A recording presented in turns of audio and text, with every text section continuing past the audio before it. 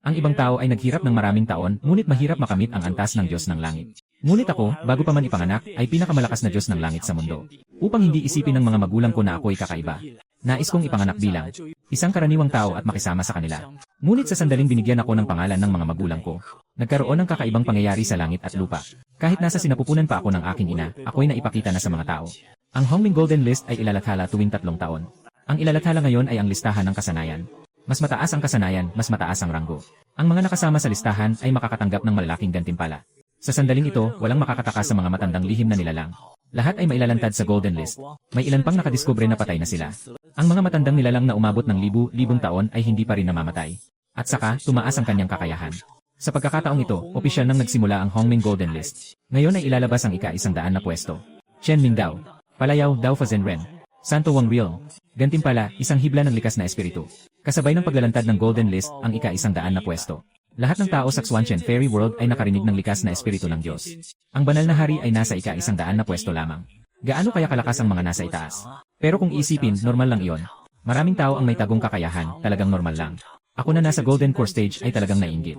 Mukhang malayo na ang pagpasok sa top 100 sa buhay na ito. Isa sa 3,000 kontinente, ang Purple Continent. Ang matandang lalaki ay dahan-dahang bumukas ng kanyang mga mata. Na nagulat na tumingin sa Hongming Golden List. Ito ay talagang likas na aura ng Diyos. Ang ika-100 na pwesto ay makakakuha ng ganitong magandang gantimpala. Kung ganoon, ako, si Purple Blood Ancestor, ay makakakuha ng mas magandang gantimpala. Mayroon siyang malaking tiwala sa sarili. Dahil siya ay nasa antas ng emperador. Ayon sa kanyang kaalaman, sa 3,000 kontinente, mga emperador o mas mataas pa, mga 10 lang ang meron. Sa bilyong-bilyong tao, mga 10 lang ang nasa antas ng emperador pataas. Kaya tiyak na makukuha niya ang gantimpala para sa top 10. Sa loob ng lihim na silid ng sekta sa Hangzhou, ang matandang mukhang payat na parang buto. Nang marinig ang tunog ng listahan ng mga nagwagi, biglang bumukas ang kanyang mga mata. Hindi ko inakalang magpapanggap ako na patay at magpapahinga ng ganito katagal. Hindi ko akalaing mabubunyag ako ng tinatawag na Hongming Golden List na ito. Ano nga ba talaga ang Hongming Golden List na ito? Pero nang marinig niya ang gantimpala, labis siyang natuwa. Likas na enerhiya ng Diyos. Isang napakahalagang kayamanan pala ito. Sa oras na yon, makakaganti na ako doon sa matandang yon. Si Chen Mingdao ay nagngangalit ang mga ngipin at mabilis ang paghinga. Kapag nakuha niya ang enerhiyang ito, tiyak na maaabot niya ang antas ng banal na guro. Isang hibla ng likas na espiritu ang nagpasigla sa buong mundo ng Xuanchen Immortal Realm. Ito ay isang pambihirang yaman. Sino man ang makakuha nito ay maaaring mapalakas ang kanilang cultivation. Kahit ang Emperor Immortal ay maaaring mapalakas ang kanilang lakas. Sa ika-10 pwesto pa lang, makakakuha na ng napakayamang gantimpala. Hindi kaya mas malaki pa ang gantimpala sa mga sumunod. Di maiwasang magsimulang maghintay ang lahat. Pagkatapos, agad na naipahayag ang ika-99 na pwesto. Pang-99 si Lixuan. Santo Hari. Gantimpala, 2 hibla ng likas na espiritu. Nang marinig ang gantimpala, lahat ay nagulat at namangha. Mayroon pang 1 hibla ng likas na espiritu. Sobrang saya nito. Lahat sila ay mga Santo Hari, bakit ang gantimpala ay sobrang laki ng agwat? Ang hibla ng espiritu ay maaaring lumikha ng malaking agwat. Kung ako si Chen Mingdao, siguro mamamatay sa galit na ako. Mabilis ang paglabas ng balita. Habang lumalabas ang mga pangalan isa-isa. Pang-590, Huayu. Palayaw, Demon King na walang kapantay. Kalagayan, Santo Hari. Nagbibigay ng 10 piraso ng likas na immortal na enerhiya. Kasama pa ang isang napakahusay na likas na immortal na yaman. Ang hindi nakakagulat sa lahat ay hindi ang gantimpala, kundi ang pangalan at palayaw ng taong ito. Hindi ba siya namatay na ilang daang taon na ang nakalipas? Paano siya makikita sa listahan ng mga pinakamahusay? Maaari bang lumitaw ang mga nahulog na tao sa listahan ng mga pinakamahusay? Ang Demon King na ito ay pumatay ng maraming tao. Ngayon sa Taizhou, hindi alam kung ilang tao ang gustong pumatay sa kanya. Hinahanap na siya ng daan-daang taon. Akala ko patay na siya. Ngunit ngayon, buhay pa siya. Siguradong hindi titigil ang mga tao sa kanya. Tulad ng sabi ng lahat. Nang marinig ng mga tao sa Taizhou ang pangalan ng Luotian, nagalit ang punong leader ng banal na lupa. Hindi pa pala patay ang demonyong ito. Hindi nakakapagtaka na hindi ko siya natagpuan sa loob ng daan-daang taon. Nagalit ang pinuno at ang presensya ng banal na kahalili ay agad na kumala. Nanginig sa takot ang mga nakatatandang tao sa paligid. Alam nilang lahat kung bakit nagalit ang pinuno. Dahil pinatay ng Demon King ang kanyang asawa at mga anak. Kaya siya ay labis na nagalit. Tao, ipagpatuloy niyo ang paghahanap sa presensya ng Demon King. Nag-aral ako ng daan-daang taon para makamit ang banal na kahalili. Sa wakas, makakaganti na rin ako. At sa malapit na Qingzhou sa Taizhou, may isang middle-aged na lalaki na nakatago sa isang kuweba. Nang marinig niya ang tunog ng listahan ng mga nagtagumpay, agad niyang naintindihan ang seryosong sitwasyon. Nabunyag ang aking pangalan sa listahan.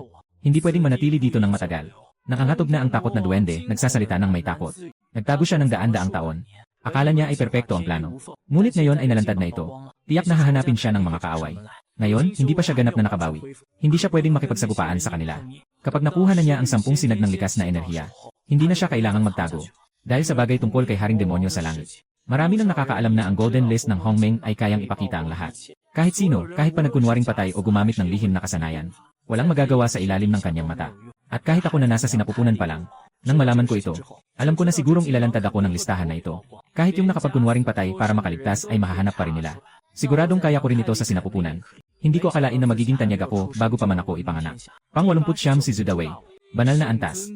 Gantimpala, isang hibla ng Hongmeng Purple Key. Talagang ganitong uri ng kayamanan. Ito ay isang napakahalagang bagay. Mukhang kakasimula lang ng banal na antas. Maaaring makamit ang perpektong estado ng halos emperador. Ang ika-89 ay ginawaran ng Hongmeng Purple Key. Mas lalo pang inaabangan ng lahat ang mga susunod na gantimpala. Habang naririnig ko ang mga pangalan na inilalantad, medyo nakakasawa na rin. Pagkatapos ay ibinalik ko ang aking espiritu at naghanda ng matulog. Dahan-dahang ako'y napasok sa isang magandang panaginip. Ika-15 pwesto, Liu Xiaoming. Sanctified Sovereign Level. Gantimpala ng 10 hibla ng Hokong Purple Key. Pinakamataas na yaman ng mababaang langit. Naianunsyo na ang huling 50 pwesto. At lahat ay nasa ilalim pa ng banal na puno. Maraming tao ang nagulat. Siguro kakaunti lang ang mga Diyos Emperador o mga dakilang Emperador. Nasa 50 na sila pero nasa ilalim pa rin ng banal na puno. Malamang nasa 30 na ang mga tunay na Emperador, di ba? Akala nyo bang madali lang maging Diyosa? 3,000 kontinente ang lumipas ng napakatagal. Bago pa nagkaroon ng ilang Diyosa na sikat sa buong mundo. Kapag naiisip ang mga Diyosa, nagiging masigla ang lahat. Hindi alam ng lahat kung sino sa mga Diyosa ang tunay na Dragon Continent. Si Long Aoshan ay nakaupo sa trono na gawa sa Dragon Bone. Tahimik na nakatingin sa Hongmeng Golden List. Ang listahan ng mga nagwagi ay talagang makakapagpahayag ng antas ng lahat. Talagang kawili-wili. Ngumiti si Long Aoshan na may bahagyang ngiti sa kanyang labi. Karaniwan, ang mga tao na higit sa banal na hari ay madalas na gustong itago ang kanilang antas. O kaya naman ay may mga napakalakas na kasanayan sa pagtatago ng antas. Tulad niya, kahit ang emperador ng langit ay hindi makakakita sa kanyang antas. Dahil siya ay may pinakamalakas na kakayahan sa pagtatago na tinatawag na Manchuanju. Ngunit ngayon, tila kayang makita ng gintong listahan ang kanyang antas ng pagsasanay. Kung hindi ito ilalabas ang antas ng lahat. Hindi ko alam kung anong ranggo ang makakamit ng aking Diyos-Diyosan. At ano ang makukuha kong gantimpala. Dumating na ang gabi. Inanunsyo ng Hongmeng Jinbang ang huling ika-30 na pwesto. Wala pa ring lumabas na tunay na emperador. Ngunit nakakagulat. Pagkatapos ng ika-30 na ranggo, biglang nawala ang Hongmeng Gold List. Natapos na ngayon. Bukas ay ilalabas ang nangungunang 30. Kinabukasan ng umaga. Dahan-dahan kong binuksan ang aking mga mata. Muli akong matagumpay na nag-sign in sa sistema. Gantimpala sa host, kumpleto ang kasanayan sa paglikha ng lason. Simula ngayon, ikaw na ang bagong maestro ng paglikha ng lason.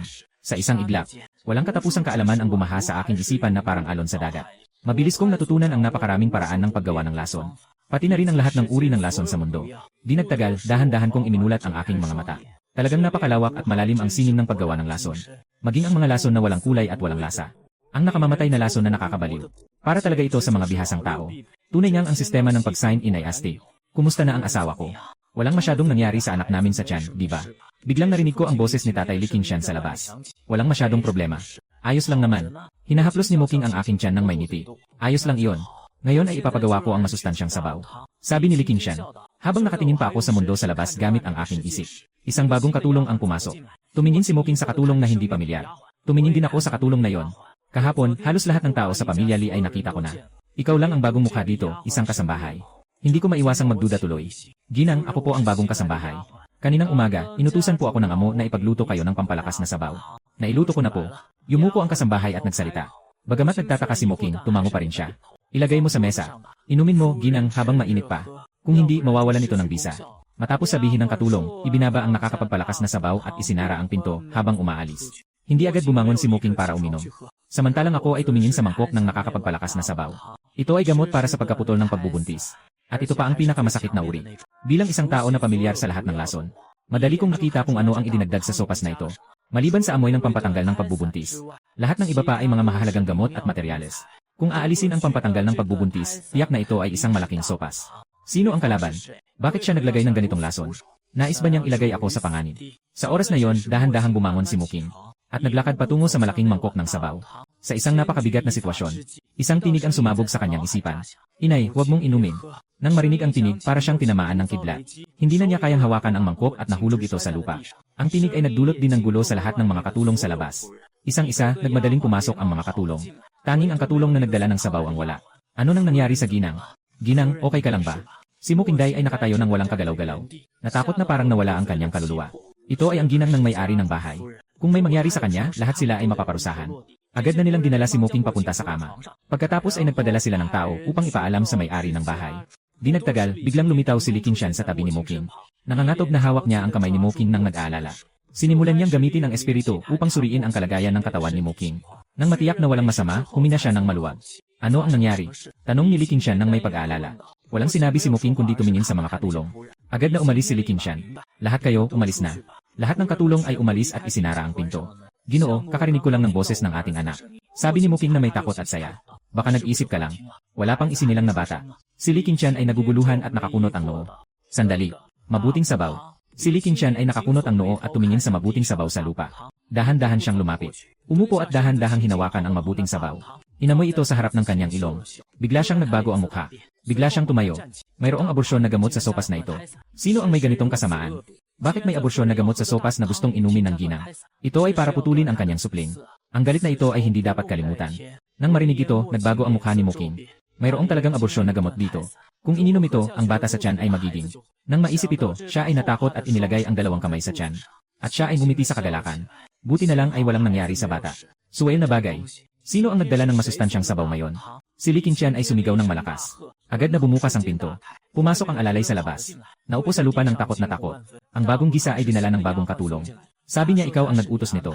Isang katulong ang nanghihina ang loob na nagsalita. Sino siya? Galit na sigaw ni Li Qingshan. Nagkatinginan ang lahat. Yung huling alila ay kumaway ng takot. Parang wala na siya. Nang marinig iyon, lalong nagalit si Li Qingshan. Nais niyang puksain lahat ng mga alipin na ito para mapawi ang kanyang galit. Sa sandaling iyon, biglang narinig sa kanyang isipan ang batang boses. Hindi pa nakalayo yung alila ni tatay. Sa ilalim ng malaking puno, 50 kilometro sa kanan. Hurry up, hulihin mo siya. Muling lumitaw ang aking salita. Nang marinig ito, umiti si Li Qingshan ng malamig at nagsalita. Anak, huwag kang mag-alala. Ako ang iyong ama, nasa estado na ako ng nasenso. Pagkatapos magsalita, nawala ang anyo ni Li Qingshan. Di nagtagal, bumalik si Li Qingshan. At may dala pa siyang dalang babae sa kamay niya. Sino ang nag-utos sa iyo na maglagay ng lason? Malumanay na nagsalita si Li Qingshan. Nang marinig niya yon, biglang yakap ng babae ang sarili. Nagmumula ang hindi makapaniwalang tingin sa mata niya. Paano mo nalaman? Mabilis niyang nakita ang malaking sabaw sa lupa. Biglang nagsikip ang mga pupil niya sa galit. Impossible. Paano niyo ako natagpuan? Matagal na akong nagtatrabaho para sa planong ito. Sino ang nag-utos sa iyo? Hinawakan ni Li Qingshan ang leeg ng babae at malamig na nagsalita. Nangangarap ka. Hindi ko sasabihin sa iyo. Tumingin ang babae kay Li Qingshan ng malamig. Parang may napakalaking galit sa kanyang mga mata. Dinala siya sa silid ng parusa para sa matinding pagtatanong. Tingnan natin kung matigas pa siya. Sumigaw si Li Qingshan ng malamig. Agad na tumayo ang ilang mga lalaking katulong at hinila ang babae. Nang madala na ang babae, pinaalis ni Li Qingshan ang lahat ng katulong. Tahimik na nakaupo sa tabi ni Muking. Kakausap ko lang din ang boses ng anak ko. Nang marinig ito, agad na nagsalita si Muking. Sabi ko na nga ba, makakapagsalita ang anak. Ano ang sinabi niya sa iyo? Pagkatapos, ibinahagi ni Li Qingshan ang mga narinig niya. At ang kanyang mga hula. Paano mangyayari iyon? Paano magiging reincarnated na Diyos ang anak ko? Si Muking ay nagulat at agad na humawak sa kanyang tiyan. Natatakot na baka magalit si Li Qingshan at patayin ang bata sa kanyang tiyan. Kahit ako sa loob ng tiyan ay naguguluhan. Bakit ako naging reincarnated na Diyos? Host, ang soul-searching technique ay isang malaking bawal sa Xuanchen Immortal Realm. Ang lahat ng gumagamit ay paparusahan bilang mga demonyong nagsasanay. Nang marinig ko ang paliwanag ng sistema, naisip ko ng malinaw. Mukhang kailangan kong humanap ng makatwirang paliwanag. Kung hindi, baka akalaing demonyo ako ng mga magulang ko. At magiging kawalang sala ko. Ngumingiti si Li Qingshan at nagsalita. Paano naman ang ibang bata na alam na ang tungkol sa soul-searching bago pa man silang ipanganak? Sobrang nakakatawa naman ito, di ba? Maliban sa muling pagsilang ng Diyos, wala na siyang maisip na ibang posibilidad. Ama, ina, hindi ako muling isinilang na Diyos. Ang boses ko ay umuukit sa isipan ng dalawa. Agad na tumingin si Li Qingshan sa tiyan ni Muking. Mas lalo siyang nag-alala. Sino ka ba talaga? Ama, ako ang iyong anak. Ngunit nakapag-umpisa na akong mag-aral ng mahika higit 1 linggo na ang nakalipas. Pagkatapos ay ginamit ang aking isip upang tingnan ang paligid. Nakarinig ako ng tungkol sa spell na Soul Search. Nang marinig ito, sabay na nagulat sina Li Qingshan at Muking. Mahigit 10 araw pa lang ay nagsimula na siyang mag-aral. Anong uri ng pambihirang henyo ito? Ano na ang iyong antas ng pagsasanay ngayon? Agad na nagtanong si Li Qingshan. Tahimik ako sa loob ng aking tiyan. Hindi ko pwedeng sabihin ng direkta na ang aking kakayahan ay nasa antas ng Diyos na hari. Malamang hindi man naniniwala ang tao kung sabihin ko. Sino bang bata sa tiyan ay nasa antas ng Diyos na hari? Hindi ito basta-basta, sobrang makapangyarihan. Kasi ito ang pinakamataas na antas sa Xuanchen Immortal Realm.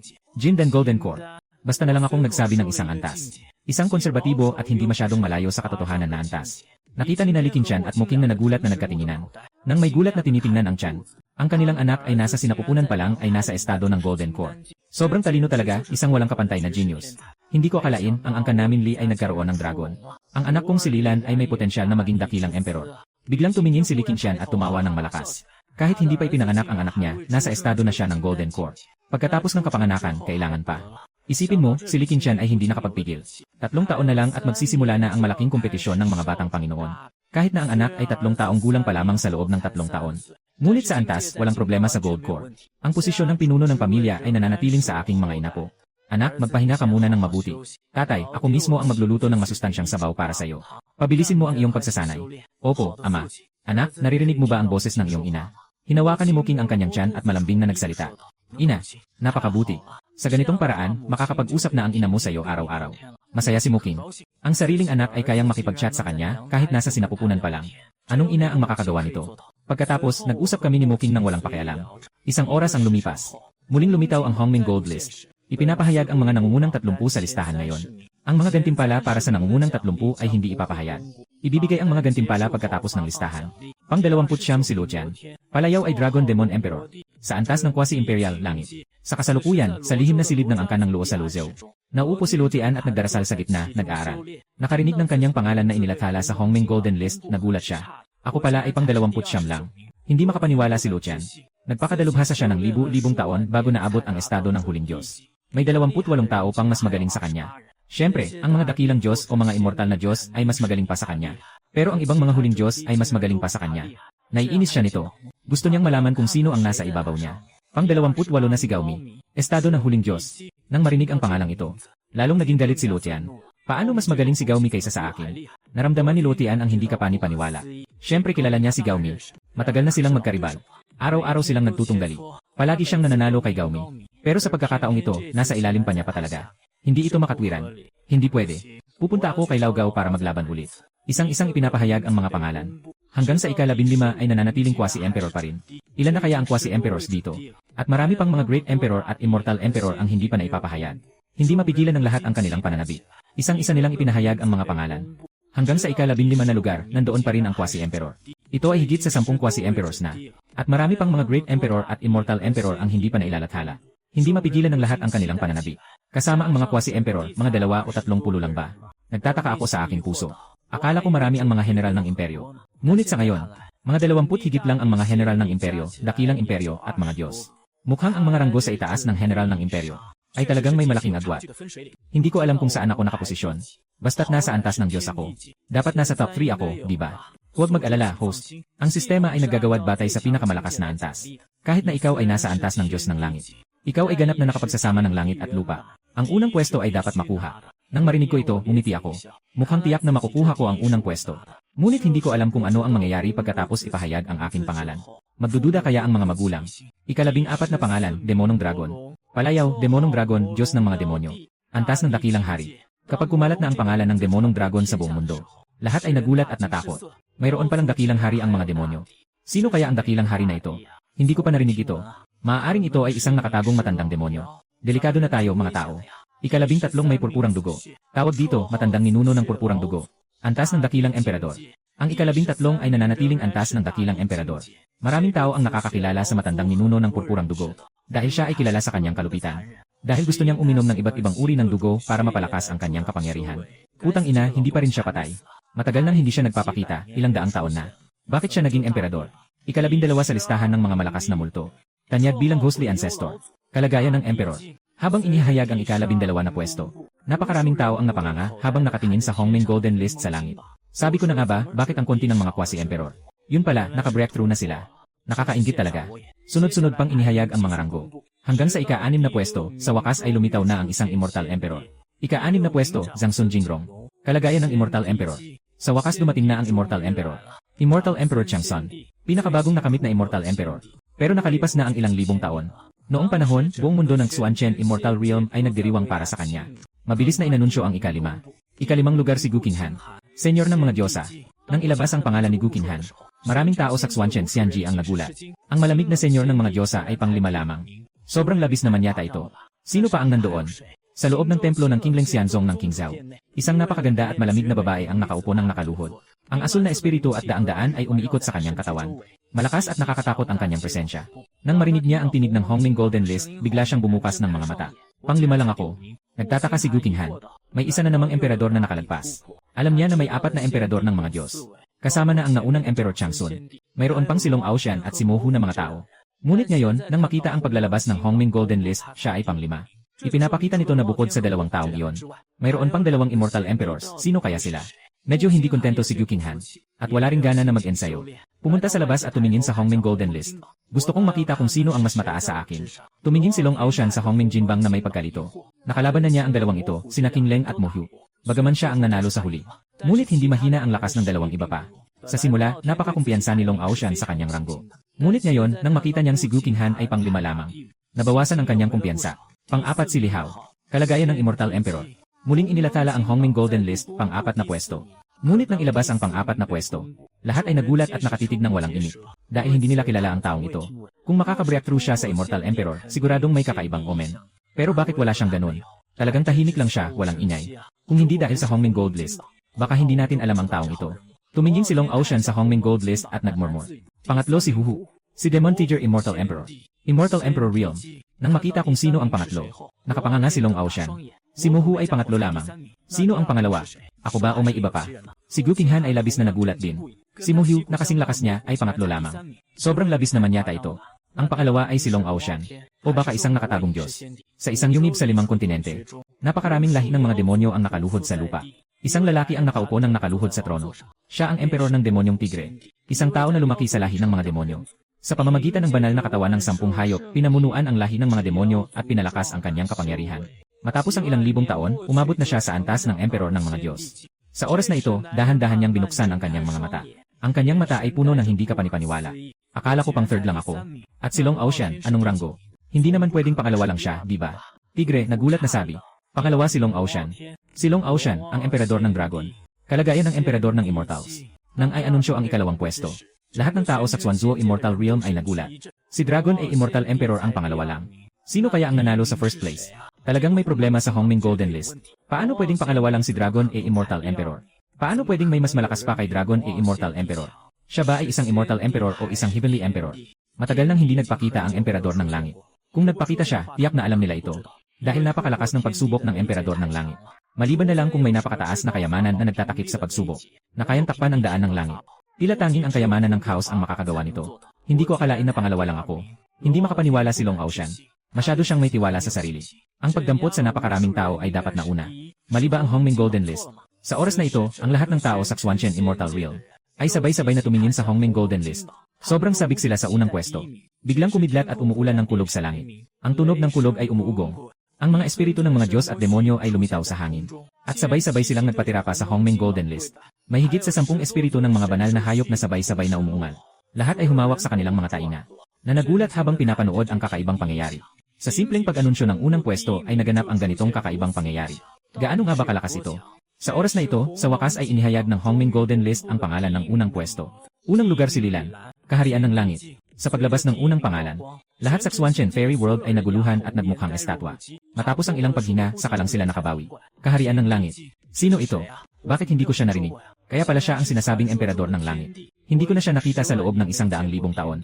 Nandyan pa talaga ang emperador ng langit. Kahit nakarating na sa antas ng emperador ng langit, wala pa ring senyales. Kaya pala emperador ng langit. Hindi nakakapagtaka na siya ang nanguna. Nakatulala si Gu Qinghan habang nakatingin sa listahan ng Hongming. Talagang hindi nakakabigo na matalo sa emperador ng langit. Pero sino nga ba ang emperador ng langit na ito? Nakalaban niya ang 100,000 taon, bawat matapang na mandirigma ay naalala niya. Pero si Lilan lang ang nakaramdam ng kakaibang pakiramdam. Nakakatuwa. Mayroon palang emperador ng langit. Kung may pagkakataon, gustong-gusto kong makipaglaro sa kanya. Sa loob ng kuweba, nakangiti ang tigre. Hindi siya natakot, sa halip ay medyo naintriga siya. Ang makipaglaban sa mga malalakas ay ang paborito niyang gawin. Sa oras na ito, ang pamilya Linangxia. Lilan, hindi ba't ito ang pangalan ng aming anak? Nang marinig ni Li Qingshan ang pangalan na lumabas sa Hongming Golden List, nagulat siya. Si Muking ay hindi naniniwala na ang kanyang anak ay ang emperador ng langit. Sino bang bata ang ipinanganak na agad ay emperador ng langit? Hindi na yon may tuturing na pambihirang henyo.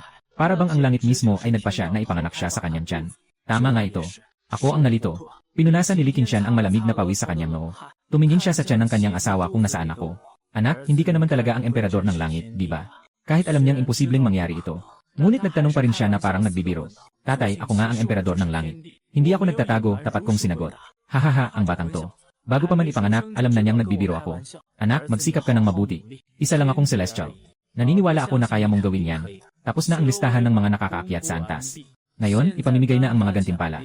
Habang bumaba ang tunog ng Hongming Jinbang, nagsimula nang ipamahagi ang mga gantimpala. Dumating na ang likas na espiritu ng immortal. Ngayon ay tiyak na makaka-breakthrough ako sa Santo Ginoo. Si Chen Mingdao sa dilim ay malakas na tumawa ng masaya. Kapag naka-breakthrough na ako sa Santo Ginoo, lalabas na ako para magbayad sa kanila. Ngumisi ng malamig si Chen Mingdao at nagsalita. Lulunukin ko ang espiritu ng immortal at sisimulan ang pagsasakula. Kaya pala ito ay 20 hibla ng Hongming Purple Key at Chao's Treasure Key. Napakayaman ng gantimpala para sa ikalimang pwesto. Namangha si Gu Qinghan sa kanyang gantimpala. Sa 20 hibla ng Hongming Purple Key na ito lamang, sigurado siyang makaka-breakthrough sa ganap na Xiandi. At mayroon pa itong hibla ng Chao's Treasure Key. Saktong mayroon siyang Heavenly Dao Treasure. Kung ito ay mag-evolve sa Chao Supreme Treasure, malaki ang pagtaas ng lakas ng laban. Mas lalo siyang naging mausisa. Ang gantimpala para sa ikalimang pwesto ay napakayaman. Kaya't ang unang pwesto ay tiyak na mas kahanga-hanga. Walang pakialam sa mga yon. Magmumuni-muni at mag-ensayo. Hindi lalabas hanggat hindi ganap ang kanyang Diyos ng mga Diyos. 25 sinag ng purong Purple Key at isang piraso ng Primordial Treasure. At isang hibla ng kalituhan na sagradong enerhiya. Ang gantimpala na ito ay sobrang saya. Tigre ay nakatingin sa Hongming Jinbang. Ngumiti ng malapad sa gantimpala na ipinamahagi. Si Long Aoshan ay tumatawa rin ng malakas habang tinitingnan ang gantimpala. Ang 30 hibla ng Hongming Violet Key ay sapat na para makabreakthrough ako sa Divine Emperor. At ang Ninth Rank Broken Calamity Pill ay dagdag pa sa tagumpay. Sa pill na ito, 100% akong makaka-breakthrough sa Divine Emperor. Sa panahong ito, ang pamilya Linangxia. Ito ang gantimpala na ibinibigay sa iyo. 50 sinag ng purong violet. 3 piraso ng mga kayamanan ng kabuluhan. Isang batang espiritu ng halimaw. Dahil hindi ka pa isinilang. Ito ay muling ibibigay sa oras ng iyong pagsilang. 3 tinig ng purong ginto ang umuukit sa aking isipan. Ang langit ay umuugong. Nakatanggap na ng gantimpala ang ranggo ng mga kasanayan. 3 taon mula ngayon, ilalabas ang ranggo ng banal na katawan. Pagkatapos ng mga salitang iyon, biglang nawala ang Hongming Golden List. Tapos na ito. Ang gantimpala para sa unang pwesto ay hindi naman ganoon ka-special. Naisip ko sa aking sarili. Ngunit hindi na nakatiis ang sistema. Ipinahayag sa akin ang mga kagandahan ng mga gantimpala na ito. Nang marinig ko ang paliwanag ng sistema, saka ko lang nalaman kung gaano kaastig ang mga gantimpalang nakuha ko. Hindi na ako makapaghintay. Naipanganak at galugarin ang mundong ito. Dumating ang gabi. Nag-uusap-usap ang mga nakatatandang miyembro ng pamilya at si Li Qingshan. Malapit nang ipanganak ang panganay na anak. Hindi ko alam kung napag-isipan na ng mag-asawa ang pangalan. Lilan, tahimik na sinabi ni Li Qingshan. Iniisip mo rin ba ang tungkol sa Diyos ng Langit, Panginoon ng Tahanan? Tanong ng isang matandang tao. Ang sinasabi ko ay ang pangalan ng aking anak, Lilan. Nang marinig ito, ang mga matanda ay sabay-sabay na tumayo. Panginoon ng Tahanan, parang nababaliw ka na. Bakit siya mangahas na gumamit ng pangalan ng Diyos ng Langit? Dapat mong malaman na ang Diyos ng Langit ay hindi basta-basta. Kung may ibang gumamit ng parehong pangalan, tiyak na magkakaroon ito ng epekto. Hindi pwedeng gamitin ang pangalang ito. Agad na palitan ang pangalan. Pwede nang maging Lihuang o Lihong. Basta't huwag maging Lilan. Sa ganitong paraan, madudumihan ang buong pamilya Linang Karma. Hindi natin kayang tanggapin ang karma ng Diyos ng Langit. Tahimik na hindi nagsalita si Li Qingshan. Gusto ng anak niya ang pangalang ito. Tungkol sa pagpili ng pangalan, tiyak na may utos mula sa langit. Ang anak niya ay isang walang kapantay na henyo, walang dapat ikahiya. Ganito na lang ang desisyon. Matapos magsalita, umalis si Li Qingshan. Nang makita si Li Qingtian na umalis, isang-isa, ang mga matanda ay nagsusumamong hindi na makontrol ang kanilang paghihinanakit. Talagang walang kwenta. Mukhang ayaw na yata ng amo ng bahay na ito. Marahil ay dapat na tayong magpalit ng bagong amo ng bahay. Sa loob ng 3 taon, magsisimula na ang paligsahan para sa batang leader. Hindi tayo walang pagkakataon.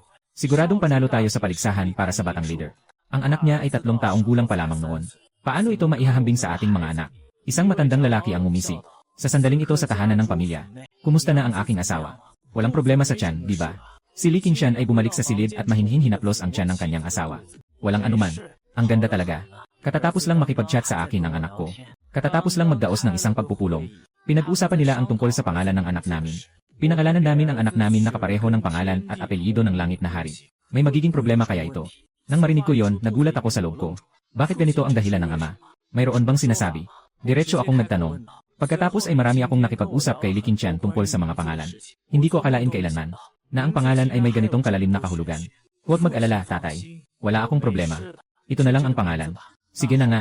Dahil gusto mo, hindi na natin ito babaguhin. Ngumiti si Li Qingshan. Kahit na mukhang kalmado sa labas. Pero sa loob ay medyo kinakabahan pa rin. Unti-unting humuhupa ang gulo sa pangalan. 2 araw na lang at isisilang na ako. Susunod na ay ang paghahanda para sa aking karawan. Sa silid ng pagdinig, isang silid na may mahina at pulang ilaw. Isang babaeng nakadamit ng sira ay nakasandal sa upuan. Sa wakas ay nagsalita siya. Dumating si Li Qingshan at malamig na tiningnan ang babae. Siya ay ipinadala ng pamilya Wang. Ang kanyang tunay na pagkakakilanlan ay anak ng isang general mula sa kalapit na bansa. Ito ang panahon na ikaw ay nagdala ng hukbo sa laban. Noong nakaraang taon, pumasok siya sa bansa ng Summer para maghiganti. Natuklasan siya ng pamilya Wang. Pero hindi siya isinuko ng pamilya Wang. Sa halip, tinulungan nila siyang pumasok dito bilang isang katulong. Kaya nagkaroon siya ng pagkakataon na maglagay ng laso noong nakaraan. Malumanay na nagsalita ang matandang pinuno ng hukuman. Naiintindihan ko na. Pagtawagin ang lahat ng mga disipulo upang lipulin ang pamilya Wang. Hindi ba natin kailangang mag-ulat sa pinuno ng bansa? Ang pinuno ng bansa ay ang tagapamahala ng Xia. Gawin muna bago mag-ulat. Pagkalipas ng 2 oras, ang dating masiglang pamilya Wang ay tuluyan ng nalipol ngayon. Hindi mabilang na bangkay ng mga Wang ang nakahandusay sa lupa. Pati ang mga asong bantay ng pamilya Wang ay hindi nakaligtas. Ang layunin ay ubusin ang lahat, walang matitira. Li Qingshan, hindi ka humingi ng pahintulot mula sa pinuno ng bansa. At nagdala ka ng tao upang wasakin ang aking pamilya, ang Wang. Labag ka sa batas ng bansa. Ang hitsura ng pinuno ng Wang ay maputla. At siya'y naggangalit na nakatingin kay Li Qingshan. Nagpadala ka ng tao na magtago sa Li Mansion. At nag-imbento ng plano upang patayin ang aking anak. Naisip mo bang humingi ng pahintulot mula sa pinuno ng bansa? Kaya nga, ngayon ay kasama ko ang mga anak ng pamilya para patayin ang buong Wang na pamilya. At wala akong dalang sundalo. Bakit pa ako hihingi ng utos mula sa pinuno ng bansa?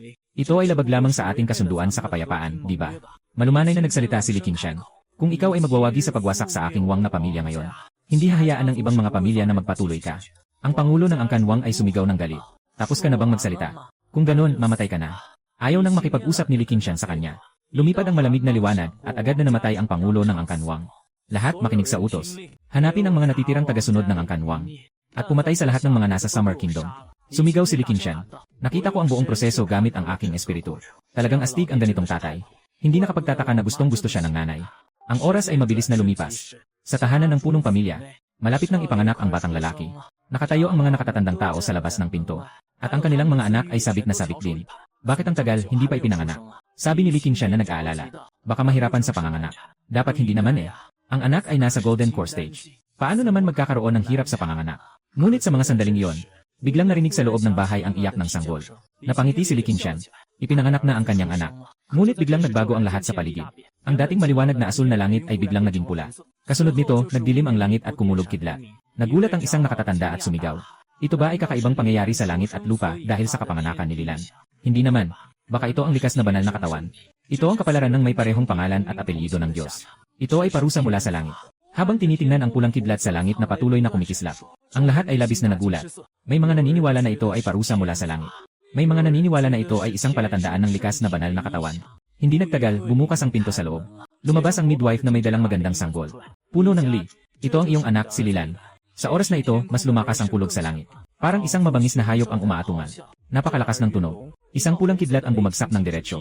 Lahat ay nag-aalala. Tapos na, tapos na. Talagang parusa mula sa langit. Ganito ang mangyayari kapag ginamit mo ang pangalan ng Diyos sa langit. Malulugi ang pamilya namin, ang Li. Li Qingtian, magbago ka na agad ng pangalan. Kung hindi, masisira ang buong pamilya Li dahil sa'yo.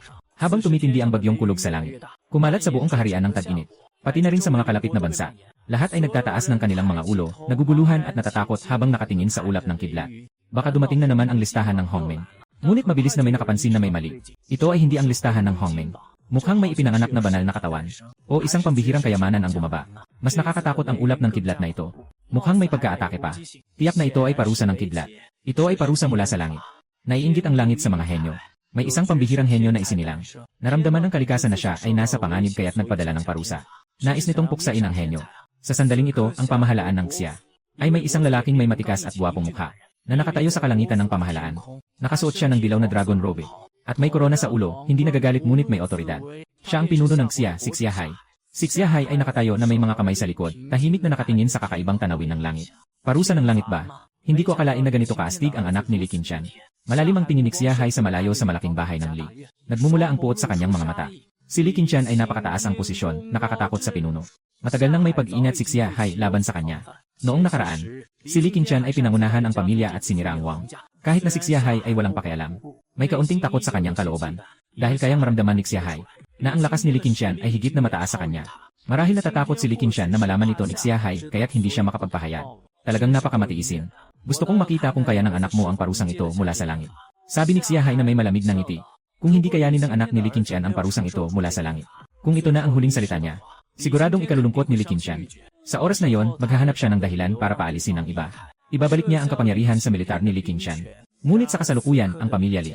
Maraming pulang kidlat ang umiikot at nagliligid sa ulap ng kulog. Nakakatakot at nakakabahala ang hangin. Anak, huwag matakot. Nandito ang tatay. Kahit bumagsak ang langit, tutulungan ka ng tatay. Si Li Qingshan ay mahinhing humaplos sa aking pisngi sa kanyang mga daliri. Ngunit bigla siyang naging seryoso. Matapos ilagay ang sanggol sa mga bisig ng dawla, tumingala siya sa langit. Isang tatlong talampakang itim na talim ang lumitaw sa kanyang kanang kamay. Si Li Qingshan ay biglang nawala at muling lumitaw. Nakatayo na siya sa kalangitan at nakaharap sa parusa ng langit. Ang talim ng espada ay kumikislap ng malamig na liwanag. Sa oras na ito, hindi ako umiiyak o nagwawala sa mga bisig ng midwife. Ako ay tumatanggap ng pagsasanay mula sa langit at lupa. Ang proseso ng pagpapasa ng pagsasanay ay hindi magdudulot ng kidlat. Mangyaring huwag mag-alala, host. Natapos na ang pagpapasa ng pagsasanay. Maaaring ganap na magamit ng host ang lakas na ito. Habang bumababa ang tunog ng sistema, pakiramdam ko ay puno ng walang katapusang lakas ang aking katawan. Tumingin ako sa langit. Nakita ko ang likod ng aking ama, labis ang aking damdamin. Ang ama ay maiuanying, kaya niya harapin ang parusa ng langit upang protektahan ang sarili. Paano ko mapapayagan na masaktan ang aking ama? Ako'y sumigaw ng malakas. Ngunit ang lumabas mula sa aking bibig ay mga iyak na wahwahwa. Nakita ang ulap ng kulog na parang takot na kuneho, na mabilis na naglaho kasabay ng aking sigaw. Lahat ay bumalik sa normal. Sa isang iglap, lahat ay nagulat na nakatingin sa sanggol sa mga bisig ng daula. Ang pagkawala ng ulap ng kulog ay hindi kaya konektado sa sanggol na ito. Tumingin si Li Qingshan sa nawawalang ulap ng kulog na nakatulala. Agad na naisip na maaaring may kinalaman ito sa kanyang anak. Agad siyang bumalik. Ito ba ay tanda na humupa na ang galit ng langit? Si Lilan ay hindi tinanggal ng parusa ng langit. Ibig sabihin nito ay hindi galit ang langit. Malamang ay tinatanggap na siya. Napakaliwanag ng hinaharap. May mga matatanda na masaya, may mga malungkot. Lalo na ang mukha ng pinakamatandang nakatatanda ay tila nagiging madilim na parang mababasa. Ganoon din si Li Feng sa tabi. Nakanganga at labis na hindi masaya. Akala nila ay mababawasan ang kanilang mga katunggali. Ngunit hindi nila inasahan na may isang malakas na kabayo na lumabas. Kung hindi siya mapapahamak ng parusa ng langit, tiyak na magiging nakakatakot siya sa hinaharap. Ngayon, wala na kayong dapat ipag-alala. Maghanda na ang lahat sa salu-salo. Darating na ang mga bisita. Tiningnan ni Li Qingshan ang mga nakatatandang tao sa paligid. Kung hindi lang sana ito isang masayang araw, maaaring pinatawan niya ng parusa ang mga ito. Pagkatapos umalis ng lahat, niyakap ni Li Qingshan ako at pumasok sa silid. Nakita niya ang kanyang asawang nakahiga sa kama. Walang kahit anong pagod pagkatapos magtrabaho. Hayaan mo akong makita ang aking mahal na anak. Ngumiti si Muking. Agad na lumapit si Li Qingshan. Ibinigay niya sa akin si Muking. Hinawakan ng ina ang malaking batang nasa kanyang braso. Natuwa siya ng husto. Napaka-cute ng anak niya kahit na ang bata ay ganito palang kalaki. Siguradong magiging gwapo kapag laki mo. Kahit na sa pamamagitan ng aking isip, alam kong maganda ang nanay. Ngunit ngayon, sa aking sariling mga mata, nabighani pa rin ako. Bumulong ako sa sarili ko. Ngunit ang lumabas sa aking bibig ay mga tunog ng wow. Hindi talaga maintindihan ni Li Qingshan. Anak, gaano nakataas ang iyong kakayahan ngayon? Nagtanong si Li Qingshan. Alam ba niya na ang anak niya ay isa ng Jindan noong nasa sinapupunan pa lang? Ngayon, ang tagal na bago siya ipinanganak. Siguro mas lalo pa siyang umunlad, ano? Nag-isip ako sandali. Ang enerhiya ng langit at lupa ay masyadong nakakatakot para sa mga magulang. Mas mabuti sigurong maglabas lang ako ng kaunting enerhiya ng Yuanying.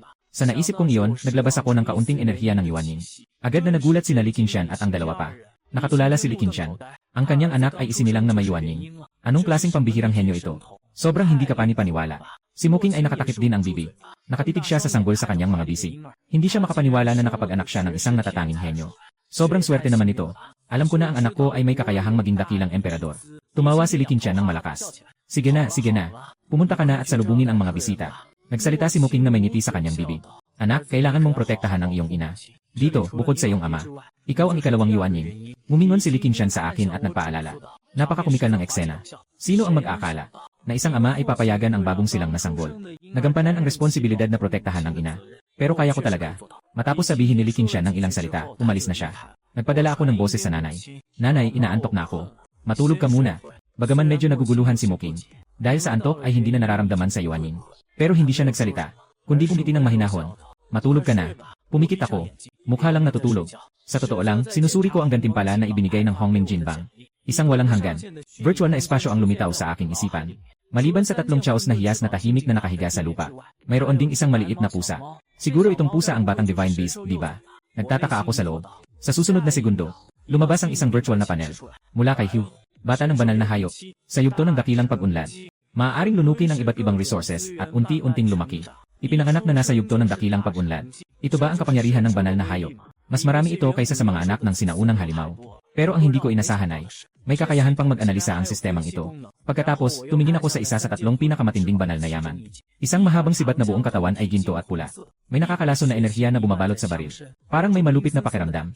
Sumpa ng kaluluwa. Kategoryang 5 bituin ng kagamitan ng kaguluhan.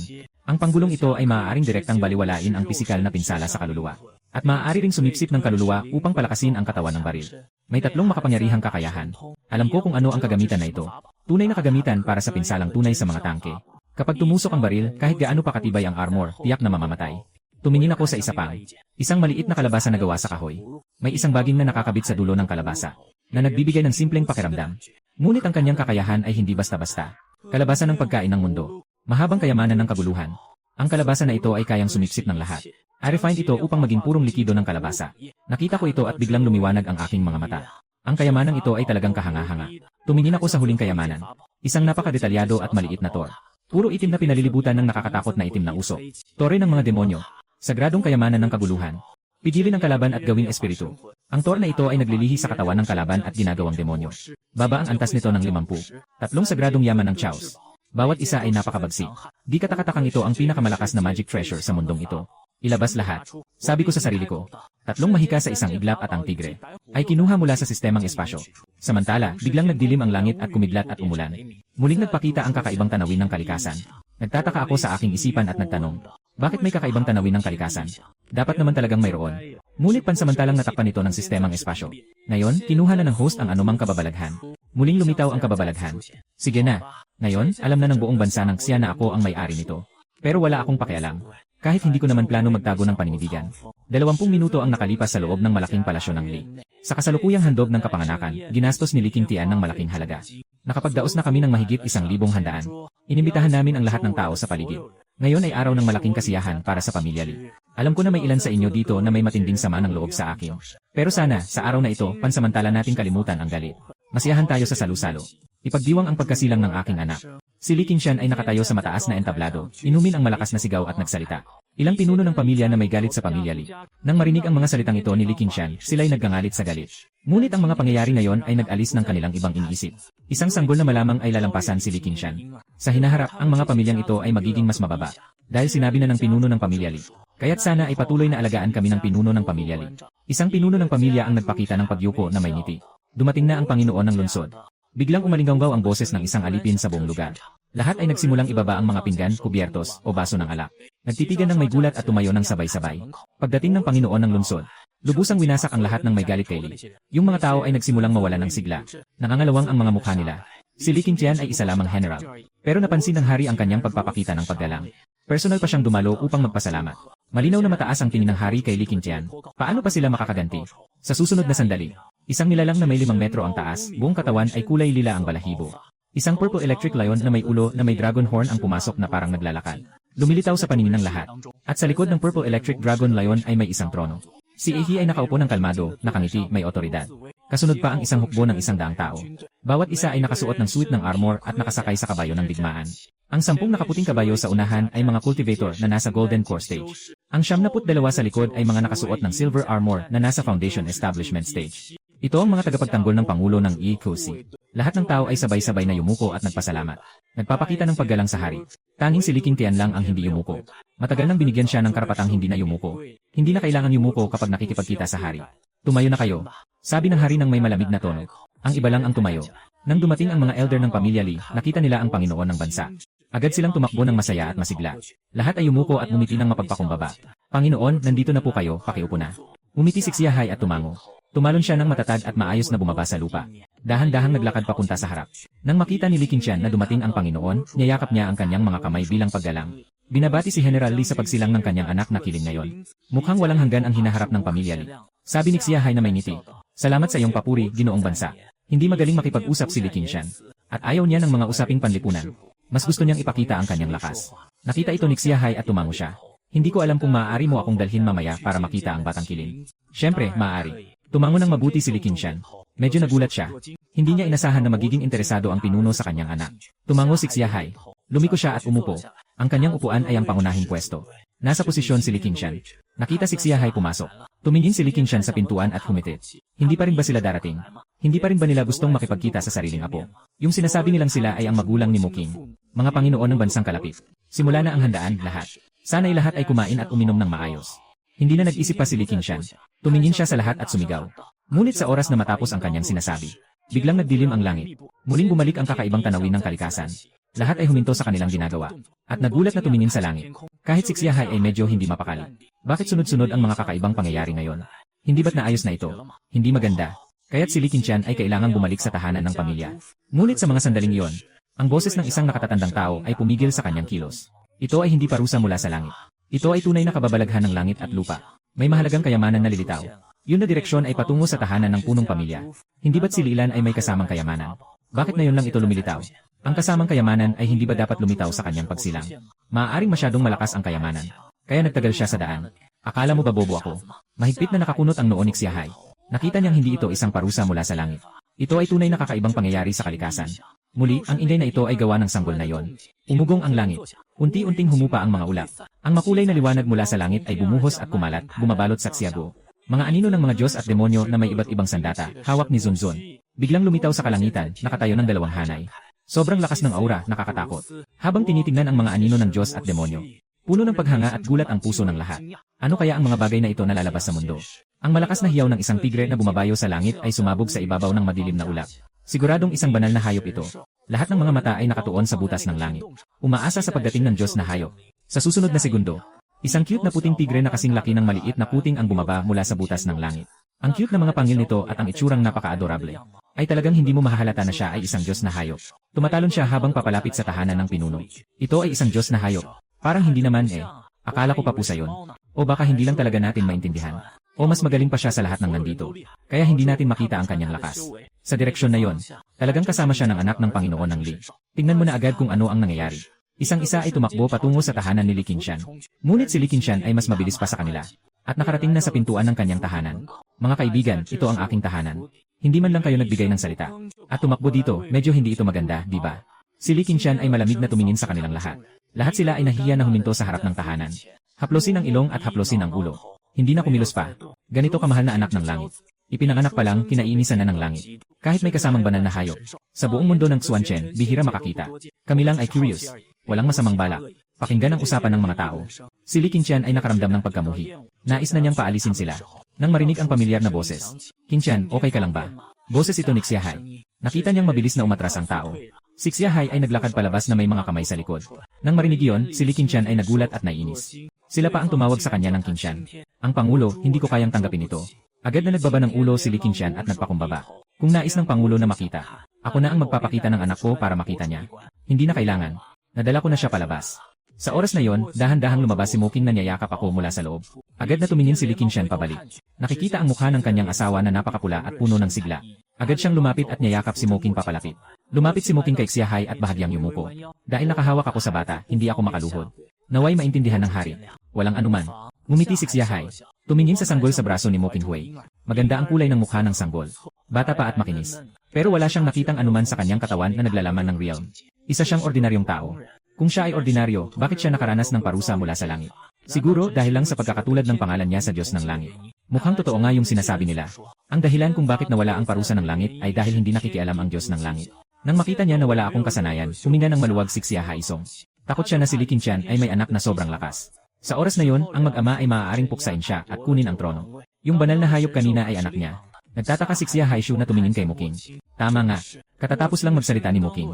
Ang liwanag ng daubay ay biglang lumipad mula sa aking tantayan. Isang cute at nakakatawang maliit na puting tigre ang lumitaw sa harap ng lahat. Tumingin si Xiahai sa tigre. Sinubukan niyang gamitin ang kanyang espiritu upang suriin ang antas nito. Ngunit walang makita. Baka nasa itaas pa ang antas ng banal na hayop na ito. Kung totoong nag-transform ito sa isang Diyos o nagdaan sa tribulation. Mukhang ang pamilya Li ay makakaangat dahil dito. Si Li Qingshan ay maaaring makuha ang kanyang trono sa tulong ng halimaw. Nakita ni Xiahai ang halimaw at kumunot ang kanyang noo. Si Muking ay hindi sinasadyang umatras ng isang hakbang. Nang makita ito, alam ni Xiahai na. Halos na ipahayag niya ang kanyang iniisip. Ngumiti siya at sinabi, talagang sumunod ang iyong anak sa inyo ng mag-asawa. Napakaganda talaga. At sa mga sandaling iyon, biglang umulan ng kulog sa langit. Isang pulang liwanag ang biglang sumabog mula sa langit. Parang isang kidlat na dumating sa harap ng lahat. Nang huminto siya, doon lang nakita ng lahat. Na ito ay ganap na pula. Na naglalabas ng nakakatakot at masamang itim pulang enerhiya ng sibat. Ang walang katapusang diwa ng daan ay bumabalot sa baril, nakakabahala ang pakiramdam. Anong uri ng mahika ang meron nito? Ang nakakatakot na enerhiya. Malamang ito ay isang banal na kayamanan mula sa langit. Hindi kaya ang sanggol na ito ay may kasamang espiritu ng hayop. At may kasamang mahikal na bagay din. Ang baril na sumisipsip ng kaluluwa ay umaatungal, ang katawan nito ay nanginig.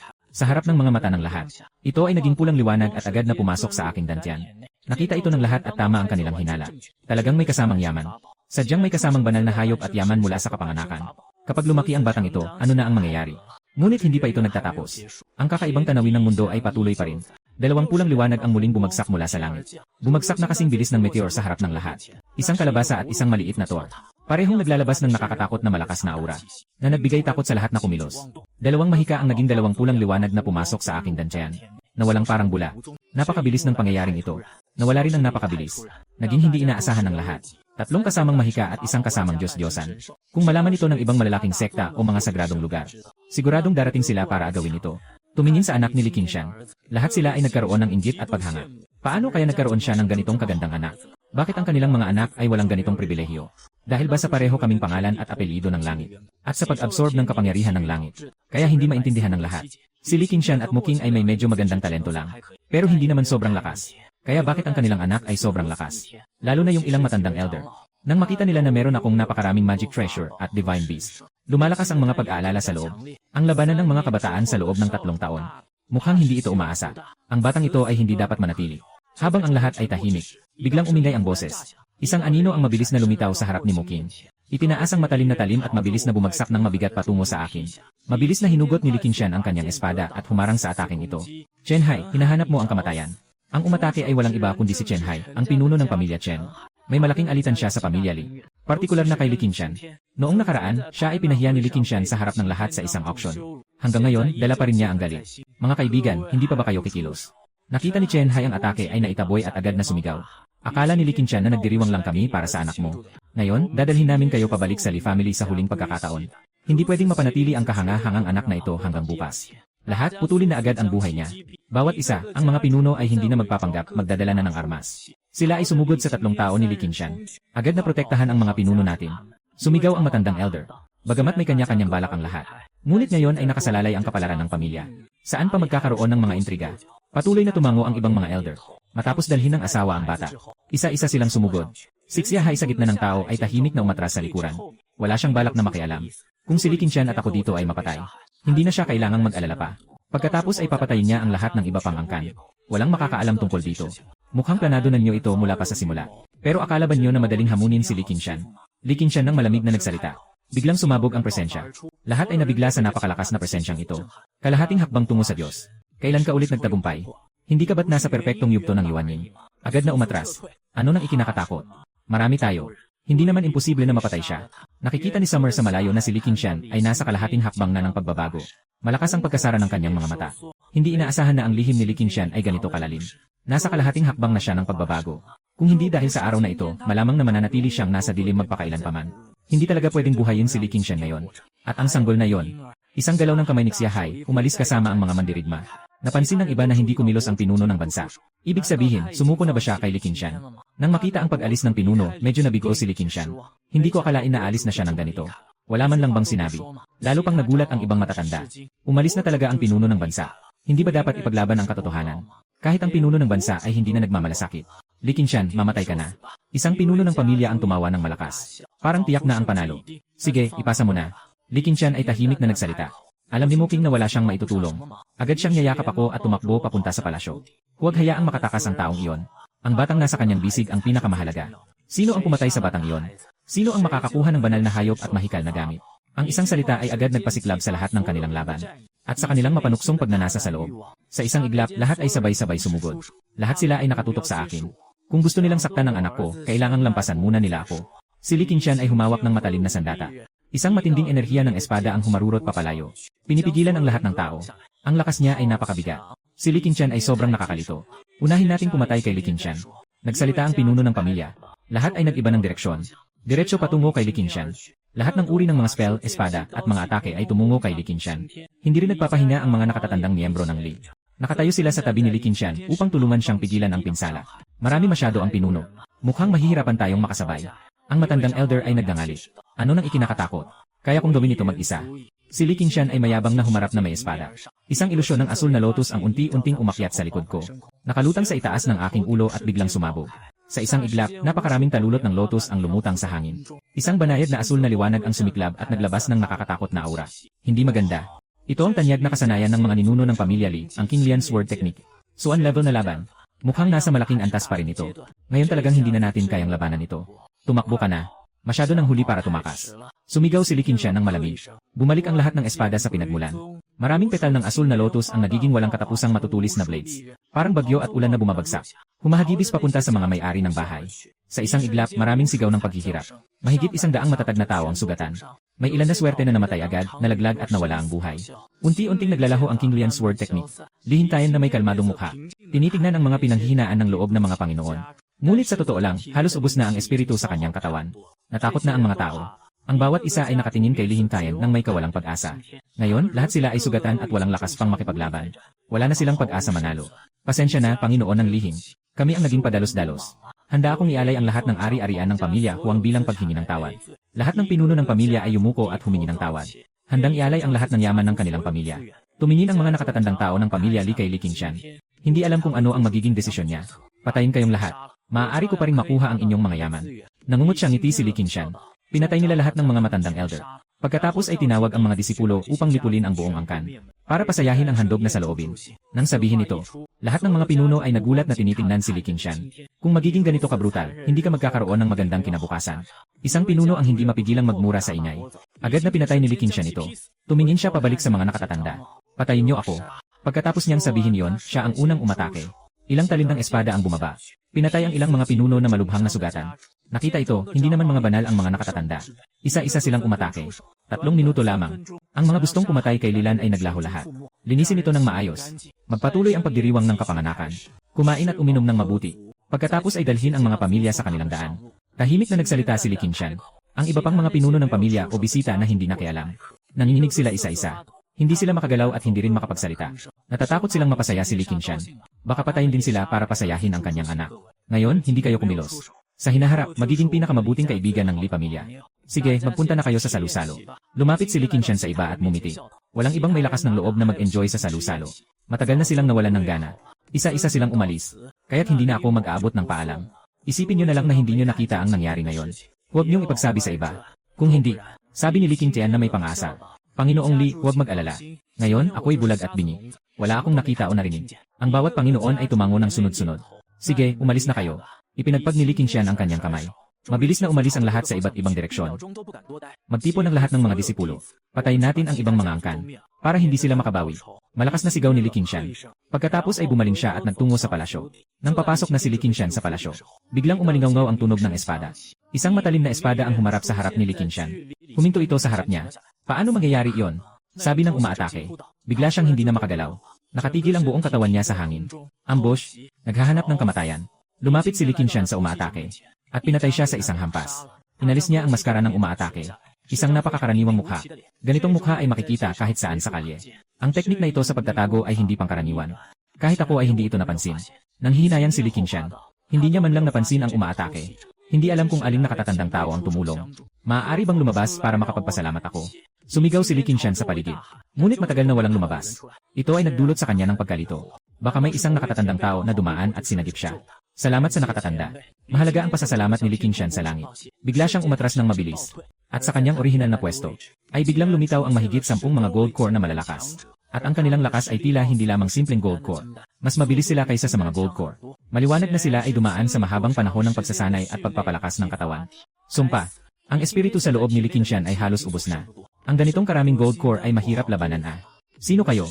Si Li Qingshan ay nagkunwaring kalmado at nagtanong. Li Qingshan, huwag kang magpanggap. Kulang na ang espiritual na enerhiya mo. Hindi mo kami kayang talunin. Sabi ng isang nakamaskarang umaatake na may malamig na ngiti. Maliwanag na naghintay sila hanggang sa oras na ito bago umatake. Hindi kayo kasabwat ng nasa lupa. Nagtataka si Li Qingshan. Yung nasa lupa na parang nasa golden core stage lang. Pero meron siyang napakagaling na lihim na pamamaraan ng pagtatago. Pero madali lang niyang natuklasan ang mga taong ito. Malinaw na wala silang lihim na pamamaraan ng pagtatago. Huwag na makipag-usap sa kanya. Dali-daling tapusin. Malakas ang boses ng parang leader na nakamaskara na nagsalita. Lahat ay tumango at sabay-sabay na tumakbo patungo kay Li Qingshan. Mahigpit na kinagat ni Li Qingshan ang kanyang panga. Sa ngayon, wala nang ibang paraan kundi ang makipaglaban. Sa mga sandaling iyon, isang malakas na sigaw ang umabot sa lahat ng dako. Isang cute na maliit na tigre ang lumitaw sa harap ni Li Qingshan. Nagmumura ito sa mga nakamaskarang umaatake. Nagbigay ito ng malalakas na ungol na parang kulog. Gumugulo sa kapayapaan ng aking Panginoon. Naghahanap ng kamatayan. Ang puting tigre ay nagsasalita. Ang boses ay mabigat at nakakapangilabot. Ang mga umaatake ay umatras nang makita ang tigre. Ito ang kasama ng espiritu ng hayop. Maaaring napakalakas nito. Hindi natin ito kayang labanan. Pero ngayon wala na kaming mapagpipilian. Kailangan naming pilit na atakihin si Li Qingshan. Ang mga kasama naming espiritual na hayop kadalasan hindi masyadong malakas. Nasa tuktok ang pundasyon o golden core. Hindi namin tiyak na hindi tayo mananalo. Nag-uusap-usap ang mga nanghihintay ng pagkakataon. At walang pag-aatubili muling sumugod laban kay Li Qingshan. Naintindihan ni Li Qingshan ang lahat ng malinaw. Ang mga taong ito ay tila pinapagalaw ng iba. At maaaring nahawakan ng kalaban ang kanilang kahinaan. Kailangan nilang ipagpatuloy ito kahit na delikado. Si Li Qingshan ay handang kumilos. Ngunit ang puting tigre sa kanyang harapan ang unang umatake. Ang dating maliit na puting tigre ay umuungal. At biglang lumaki na kasing taas ng isang maliit na bundok. Bago pa man makabawi ang mga umaatake mula sa pagkabigla, hinampas na niya ito ng isang palo. Nagbuga ng malakas na inday na parang kulo. Sa isang iglap, lahat ng mga sumugod ay natamaan ng palo. Yung nasa gitna ng kamay ng tigre ay naging parang karne. Ang iba naman ay nawasak ng hangin ng palo. Pagkatapos, unti-unting lumiit ang tigre. Hinagod ang dugo sa palad. Maingat na naglakad pabalik sa kanilang bahay. Tinitigan ang dugo sa lupa at ang mga buto na naging pulbos. Nabigla si Li Qingshan. Malalim ang kakayahan nitong Diyos espesyal na hayop. Kahit na hindi niya naramdaman ang antas ng laban ng kalaban. Maaari nitong pumatay ng biglaan ng maraming nasa Golden Core Stage. Malaki ang posibilidad na mas mataas pa ang kakayahan nito kaysa sa kanya. Mas malakas pa nga siguro kaysa sa kanya. Anak, ano kayang uri ng Diyos espesyal na hayop ang nakuha mo? Mukhang sobrang nakakatakot naman ito. At sobrang may connection pa. Sa mga sandaling iyon, biglang narinig ni Li Qingshan ang boses ni Lilan sa kanyang isipan. Tatay, alam ko kung sino ang nagpadala ng mga salakay na ito. Ito ay mga mandirigma ng pinuno ng bansa. Naging takot ang ekspresyon ni Li Qingshan. Isang mabilis na galaw at nandyan na siya sa tabi ni Lilan sa loob ng mansyon. Pagkatapos ay unti-unting tumingin ng seryoso si Mo King sa mga bisig ni Lilan. Anak, seryoso ka ba sa sinabi mo kanina? Yung gustong pumatay sa kanya ay ang pinuno ng bansa. Kung ibabalita ito, tiyak na walang maniniwala. Sa halip, lahat ay matatakot. Wala namang alitan o galit siya sa pinuno ng bansa, bakit niya siya papatayin? Kung totoo ngang ang pinuno ng bansa, ano ang dapat gawin? Totoo ito. Sabi ni Lilan. Ikinuwento niya ang buong pangyayari. Nagsimula ito mula nang simulan ng mga pinuno ang pag-atake sa kanya. Nanonood si Lilan gamit ang kanyang espiritual na pandama. Umalis ang pinuno mula sa Li Mansion. At pinabayaan ang 10 Golden Core na mandirigma na tanggalin ang kanilang gintong baluti. Nagsuot ng disgis at lihim na pumasok sa Li Mansion. At may mga nagtatago sa paligid ng Li Mansion. Malinaw na naghihintay sila na maubos ang lakas ng tatay bago sila kumilos. Buti na lang at may tumulong. Kung hindi, napatay na si tatay. Mukhang ang pamilya kong ito ay talagang kinainisan. Pero naiintindihan ko. Malaki ang puno, maraming hangin. Bilang pinakamalakas na pamilya Saksya, talagang kapansin-pansin sila. Matapos marinig ang sinabi ni Lilan, nakakunot ang noo ni Li Qingshan. Napansin din ni Mo King na may kakaiba. Ano bang pinag-usapan niyong mag-ama ng tahimik? Mayroon bang hindi ko dapat malaman? Delikado ang usaping ito. Mas mabuting mas kaunti ang nakakaalam. Ngumiti si Li Qingshan. Ano pa ang maaari kong gawin na naglalagay sa akin sa panganib? Mas mapanganib bang ikasal ka dito sa'yo? Biglang tumingin si Mo King kay Li Qingshan. Ang tanong na mata ay nagdulot ng kaba kay Li Qingshan na hindi makatingin ng diretsyo. Sige na. Katatapos ko lang makasalamuha ang umaatake. Sabi ng anak ko na ipinadala ito ng Panginoon upang akong paslangin. Huminga ng malalim si Li Qingshan at sinabi ng tapat. Nang marinig iyon, dahan-dahan bumukas ang mata ni Mo King. Paano nangyari? Ang pamilya namin, ang Li, ay labis na tapat sa Panginoon ng bansa. Ginawa mo ang maraming para sa kanya. May paghihirap at karangalan. Kung hindi ikaw, wala sana siya ngayon. At balak pa siyang patayin. Hindi ko rin alam. Pero sigurado akong paniwalaan ko ang sinasabi ng anak ko. Mukhang kailangan nating mag-ingat sa hari. Huminga ng malalim si Li Qingshan. Biglang nagsalita si Lilan. Sa palagay ko, naiintindihan ko na kung bakit kailangang patayin ka ng hari. Maaaring dahil sa sobrang taas ng kanyang kapangyarihan. Natakot si Xiahai na hindi magiging matatag ang kanyang trono. Naalala niya ang isang general sa nakaraang buhay. Nakatulad niya, sobrang taas ang kapangyarihan at nakakatakot sa hari. Namatay siya sa kamay ng Panginoon. Malaki ang posibilidad na si Xiahai ay nais ding patayin ang kanyang ama. Dahil ang lakas ng ama ay nagiging banta sa kanyang katayuan. Tahimik si Li Qingshan. Ngayon na narinig ang ganitong sinasabi ng anak. Napagtanto niyang may katotohanan ito. Ang labanan ay nagdala sa kanya sa isang napakalaking pag-unlad, halos naging Diyos na siya. Si Xiahai ay nananatiling ganap na yuanyin. Kung talagang mag-aaway sila, madali niyang matatalo si Xiahai. Ngunit wala siyang ambisyon. Hindi niya kailanman naisip na magtataksil. At lalo na hindi niya naisip na agawin ang trono. Gusto lang niyang maging mabuting pinuno ng pamilya Li. Ngunit ngayon, malinaw na ayaw ni Xiahai na ipagpatuloy ang kanyang buhay. Hanggat hindi siya namamatay. Hindi titigil si Xiahai. Naiintindihan ko na. Handa na akong magbitiw. Tahimik na sinabi ni Li Qingshan. Ang pinakamainam na paraan na naisip niya ay ang magbitiw. Para mawala ang pagdududa ni Xiahai. Dahil kung gustong patayin tayo ni Xiahai, sasalungat tayo sa kanyang nais. Patayin siya at umupo sa trono. Sabi ni Lilan, isang maliit na basura ang gustong patayin ang kanyang ama. Buwas na pag-asa. Nang marinig ito, sabay na nagulat sina Li Qingshan at Mo King. Ang pagpatay sa pinuno at pagkuha ng trono ay palaging itinuturing na isang tabo, na ang anak ay kayang sabihin ito ng napakadali. Hayaan mong hindi sila agad makapag-ayos. Huwag na huwag. Iyan ay ang pinuno ng bansa. Ang hari na minamahal ng mga tao. Kung basta-basta tayong pumatay sa pinuno, tiyak na magagalit ang mga tao sa atin. Sabi ni Li Qingshan habang nanginginig ang ulo. Ang pagkakaroon ng suporta ng mga tao ay ang pinakamahalaga para maging pinuno. Ano ang silbi ng maging pinuno kung hindi ka mahal ng mga tao? Kung ganon, patay na lang ang lahat ng tao. Yung sumusunod sa atin, hayaan na lang. Walang pakialam si Lilan. Nagbibiro lang. Sige lang, tatay. Ayusin ko si Huna nasa tabi mo. Mag-relax ka at gawin mo ang gusto mo. Hindi natatakot sa pinuno ng bansa. Muling lumabas ang pagyayabang ni Lilan. Halos magduda na naman ang tatay niya kung siya ay muling isinilang na Diyos ng demonyo. Biro lang. Isa siyang marangal na tao. Hindi kailanman gumagawa ng mga bagay na pumatay, magsunog o mang-aping. Kung handa pa rin ang pinuno ng bansa na patayin ako, saka ko siya haharapin ng masama. Humihikbi si Li Qingshan. Nakaipon na ang lahat ng mga disipulo. Maaari na tayong umalis anumang oras. Dumating ang boses ng nakatatanda mula sa labas. Lalabas na ako agad. Sabi ni Li Qingshan ng malamig. Pagkatapos ay tumingin siya kay Mo King at Lilan. Magpahinga muna kayong mabuti. Pupunta lang ako, babalik din ako. Dadalhin niya ito para maglibang. Sabi ni Lilan. Pinakawalan niya ang puting tigre. Nangangatog ang tigre sa loob ng kanyang mundo sa dantian, nagsasabi na bored siya. Ngayon ang tamang pagkakataon, magandang pagkakataon. Sa loob ng palasyo ng pinuno. Nabigo ang mga pinuno. Ang pinakamataas na mandirigmang kawal ay nakaluhod at tapat na inulat kay Xiahai. Nang marinig iyon, naging kalmado ang mukha ni Xiahai, walang pagkabahala. Inaasahan na niyang mabibigo siya. Hindi niya inasahan na magiging sobrang lakas ni Li Qingshan. Natatakot siyang mapatalsik sa trono. Hindi si Li Qingshan ang pumatay sa panig ng bansa, kundi ang banal na hayop na iyon ang pumatay. Isa lamang itong simpleng palad at agad nilang pinalabo sila. Hindi ko maunawaan kung anong antas ng nilalang iyon. Nang marinig iyon, bahagyang napatitig si Xiahai Tong. Matagal na niyang napansin na hindi basta-basta ang nilalang na iyon. Hindi niya akalaing napakalakas nito. Maglagay ng mga bihasang tago upang makapasok sa pamilya Li. Hindi dapat manatili ang batang iyon. Tahimik na sinabi ni Xiahai. Tumango ang mandirigma at umalis. Mukhang kailangan ko ng bumisita kay Master. Sabay na bulong ni Xiahai. Sa kabilang banda, biglang bumukas ang malaking pintuan ng pamilya Chen. Pinagunahan ni Li Qingshan ang mga disip at matanda ng pamilya papasok. May dalang puting balahibong maliit na tigre sa balikat. Nakakagat ng mata at natutulog. Walang masyadong paligoy-ligoy si Li Qingshan at nagsabi. Pupukin ang buong pamilya Chen. Isang nakatatandang tao ang unang umatake.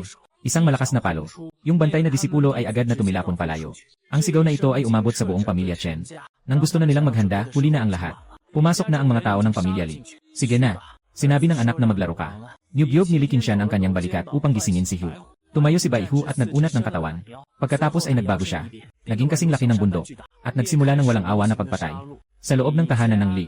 May mga damit ba dito para sa mga bata? Tinanong ni Lilan sa telepono. Sumagot si Muking na may ngiti. Gusto mo nang magsuot ng damit?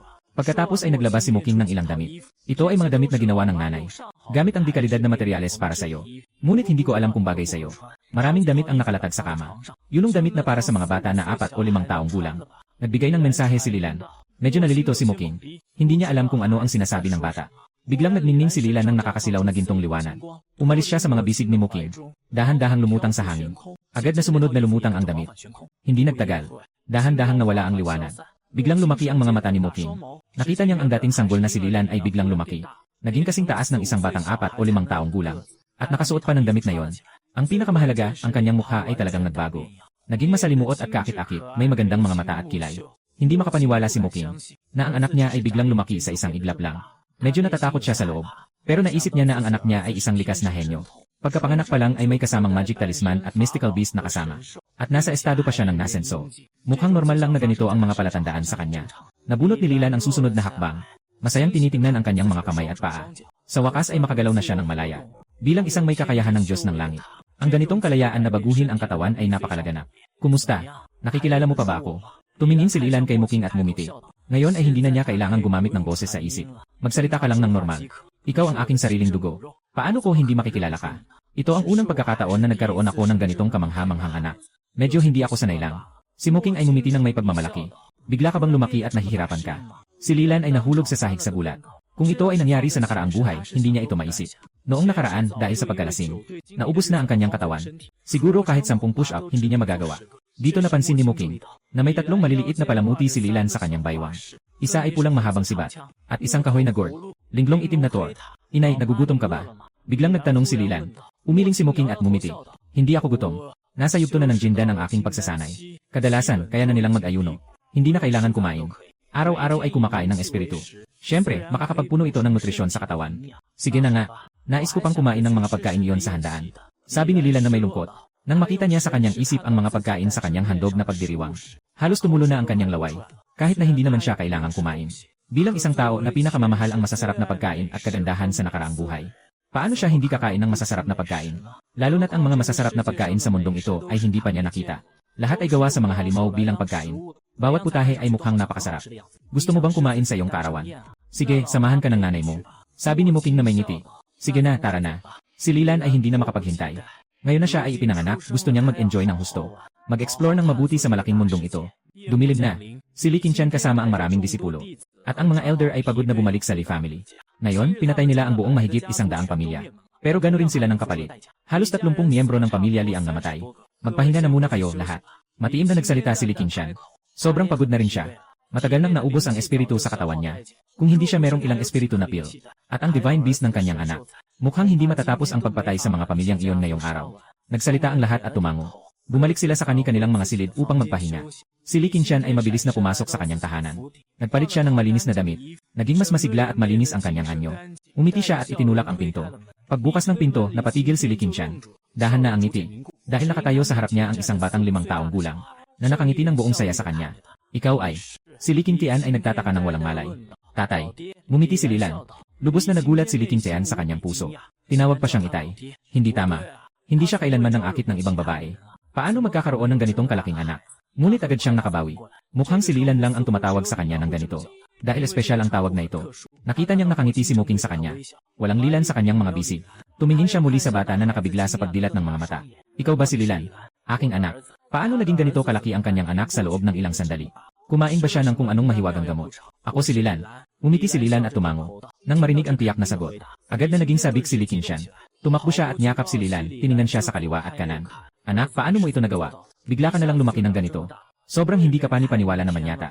Ako ang emperador ng langit. Maaari akong lumaki at lumiit ng walang limitasyon. Ngumiti si Lilan.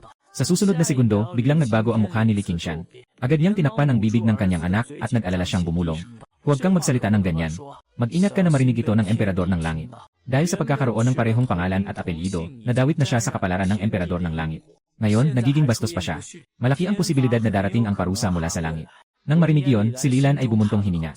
Talagang walang naniwala sa batang isinilang na nagsasabing siya ay emperador ng langit. Walang sinuman ang naniwala. Si Lilan ay walang magawa at tumango. Naiintindihan ko, itay. Sa panahon na yon, sa totoo lang, walang naniniwala. Huwag mong sabihin na ikaw ay emperador ng langit. Upang hindi magalit ang Diyos ng langit. Pinunasan ni Li Qingshan ang malamig na pawis sa kanyang noo. Noong nakaraang pagkakataon, nagpakita ng kabaitan ang Diyos ng langit at pinatawad ang batang ito. Kung muli siyang magagalit, hindi na ito magiging madali. Dahil lumaki ka na.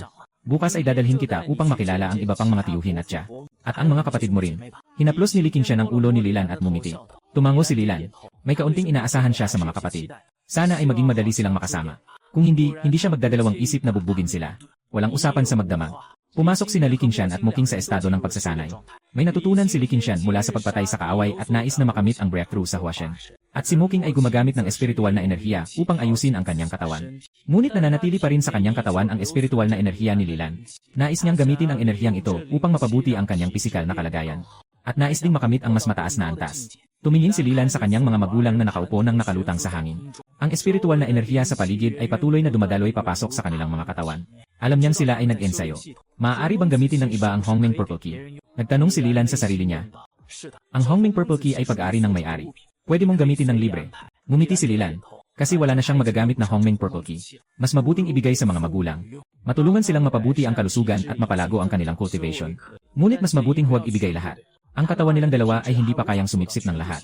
Muling nagsalita ang sistema. Tumango si Lilan. Sa anumang kaso, ang Hongmeng Purple Key ay hindi mawawala sa kanya. Mabuti na ring dahan-dahan lang. Naisip ito ni Lilan at dalawang sinag ng Hongmeng Purple Key ang lumipad mula sa kanyang mga daliri. Mabilis na pumasok sa katawan ni Li Qingshan at Muking. Nagsimula silang maglakbay sa mga meridian at buto. Sa isang iglap, umiinit ang noo ni Li Qingshan at Muking. Nanginginig ang kanilang katawan. Nabigla si Li Qingshan. Nararamdaman niya ang isang di maipaliwanag na bagay sa loob niya. Isang napakalakas at nakakatakot na enerhiya. Mahigpit siyang kumagat sa kanyang mga ngipin na nais itong i-refine. Ngunit nagulat siya. Dahil ang lakas na ito ay hindi na kailangan pang i-refine. Siyang kusa nang nagpapabuti sa kanyang mga meridian at buto. Nararamdaman niyang unti-unti siyang lumalakas. Parang mayroon na siyang katawan na nararapat sa isang transforming god. Ganon din si Muking. Mabilis na siyang nagkaroon ng katawan na nararapat sa isang nasenso. Ang mga meridian at buto ay bumuti.